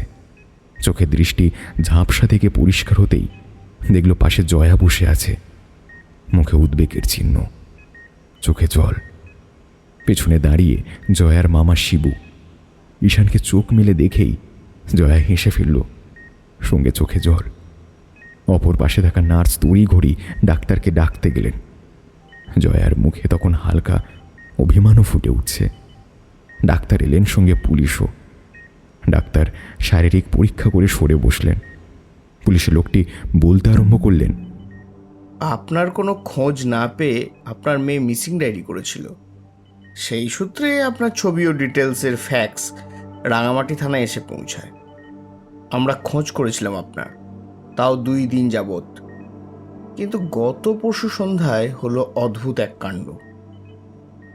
এক ত্রিপুরা জনগোষ্ঠীর বৃদ্ধা মহিলা এসে জানায় তার ছেলে ভারত বাংলাদেশ মায়ানমার সীমান্তের ত্রৈধ বিন্দুর কাছে একটি পাহাড়ে নাকি গেছিল লাকড়ি কাটতে, ফেরেনি বহুক্ষণ। কিছুক্ষণ পরেই খবর পেলাম ওদিকে নাকি একটি পাহাড় অস্বাভাবিকভাবে ধসে পড়েছে। সব খবর পেয়ে ওদিকে যেতেই পথে আপনাকে দেখলাম অচেতন হয়ে থাকতে। চেহারা পরীক্ষা করেই বুঝলাম আপনি সেই মিসিং লোক। তারপর ধসে পড়া পাহাড়েও বুড়ির ছেলের খোঁজে তল্লাশি চালালাম পুরো দিন। না, কোনো হদিশ পেলাম না, একটা হাড় অবধি পাওয়া যায়নি। তবে শীতে এমন পাহাড় ধস কী করে হলো সেটি রহস্যই বটে। অবশ্য বুড়িও পরে আর থানায় আসেনি, হয়তো ছেলে ফিরে গেছে। ঈশান চুপ করে শুনে গেল, বলল না কিছুই। এবার ডাক্তার বলতে লাগলেন, পাক্কা একদিন বেহুশ ছিলেন আপনি। পুলিশের সহায়তায় আপনার মেয়েকে আমরা ফোন করেছিলাম। আপনার মেয়েও কাল দুপুরের মধ্যেই ঢাকা থেকে চলে এলো। এখন আর আপনার কোনো চিন্তার কারণ নেই। তেমন কোনো মেজর ইনজুরি তো নেই। আজকে দিনটা রেস্ট করুন, কালকে ছেড়ে দেবো। কালকে আপনি বাড়ি ফিরতে পারবেন।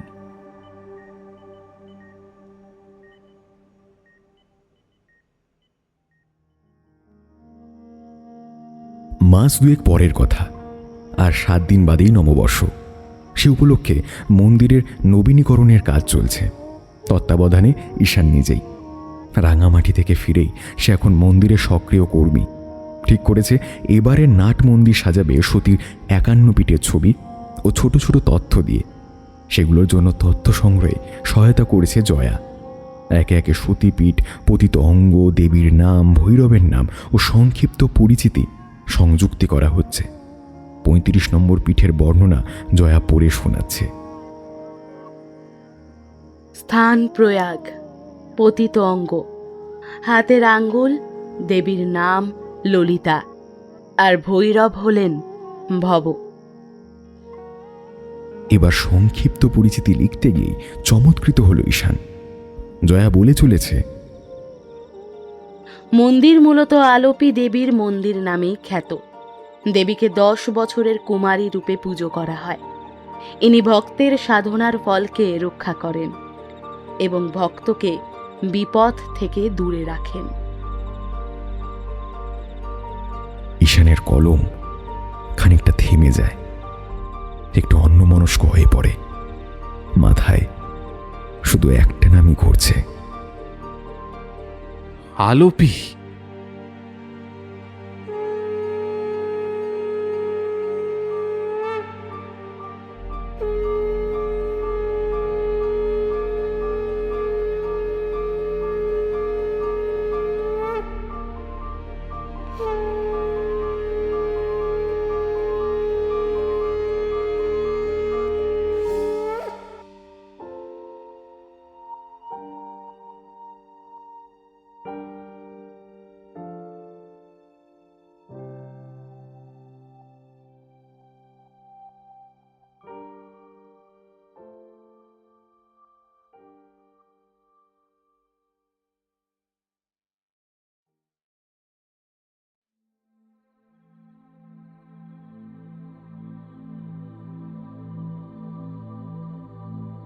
এতক্ষণ ধরে আপনারা শুনলেন 2টি পর্বের আমাদের বিশেষ নিবেদন, ঈশান সিরিজের 3য় উপন্যাস আলোপি। আমাদের এই উপন্যাসে প্রধান চরিত্র তথা ঈশানের চরিত্রে রয়েছে সায়ন্তন। এছাড়া ডাকিনীর চরিত্রে তৃষা, তারিণীচরণের চরিত্রে ইন্দ্রনীল, রাজেন মগের চরিত্রে আমি রমাকান্ত, অজ্ঞাত 2 ছেলের চরিত্রে সৌভিক এবং মৈনাক, মহিলার চরিত্রে অর্পিতা, কালুর চরিত্রে নীল, বৌদ্ধ ভিক্ষুর চরিত্রে মলয়, আদিবাসী মেয়ে তথা আলোপির চরিত্রে অধ্যায়, 2 আত্মার চরিত্রে সৌরভ এবং অরিত্র, ঈশানের মায়ের চরিত্রে মধুরা, তন্ত্রগুরুর চরিত্রে পার্থ, পুলিশের চরিত্রে ডক্টর সৌরভ বাগ, ডাক্তারের চরিত্রে বাল্মীকি এবং ঈশানের মেয়ে তথা জয়ার চরিত্রে বর্ষা যথাক্রমে ভয়েস ওভার করেছে। আমাদের এই উপন্যাসে কথকের ভূমিকায় ছিল দীপং। আমাদের এই গল্পের নাট্য রূপান্তরে ছিল মৃত্তিকা এবং গল্পের সূত্রধার ও নির্দেশনায় আমি রমাকান্ত। আলোপি উপন্যাসের শব্দগ্রহণ এবং শব্দ সংযোজনে রয়েছে সুদেশনা। গল্পের আবহ পরিকল্পনা, ব্যাকগ্রাউন্ড স্কোরিং এবং এসএফএক্সে রয়েছি আমি রমাকান্ত। গল্পের প্রচ্ছদ নির্মাণে রয়েছে পিক্সেলের গ্রুপ থেকে সৌভিক এবং আকাশ। গল্পে একটি বাউল সঙ্গীত রয়েছে। এই বাউল সঙ্গীতটি নিবেদন করেছেন অভিষেক চাঁদ। তাহলে আজকের মতো এই পর্যন্তই। দেখা হচ্ছে পরবর্তী উপন্যাসে। আর হ্যাঁ, অবশ্যই কিন্তু আমাদের চ্যানেলটিকে সাবস্ক্রাইব করতে ভুলবেন না। আর যদি আমাদের গল্প ভালো লেগে থাকে তাহলে লাইক, কমেন্ট, শেয়ার অবশ্যই কিন্তু করবেন। আর এরকম ভালো ভালো গল্প শুনতে হলে এবং আমাদের পরবর্তী গল্পের নোটিফিকেশন পেতে হলে অবশ্যই কিন্তু ইউটিউবের বেল আইকনটি প্রেস করবেন। দেখা হচ্ছে পরবর্তী গল্পে। ধন্যবাদ, শুভরাত্রি।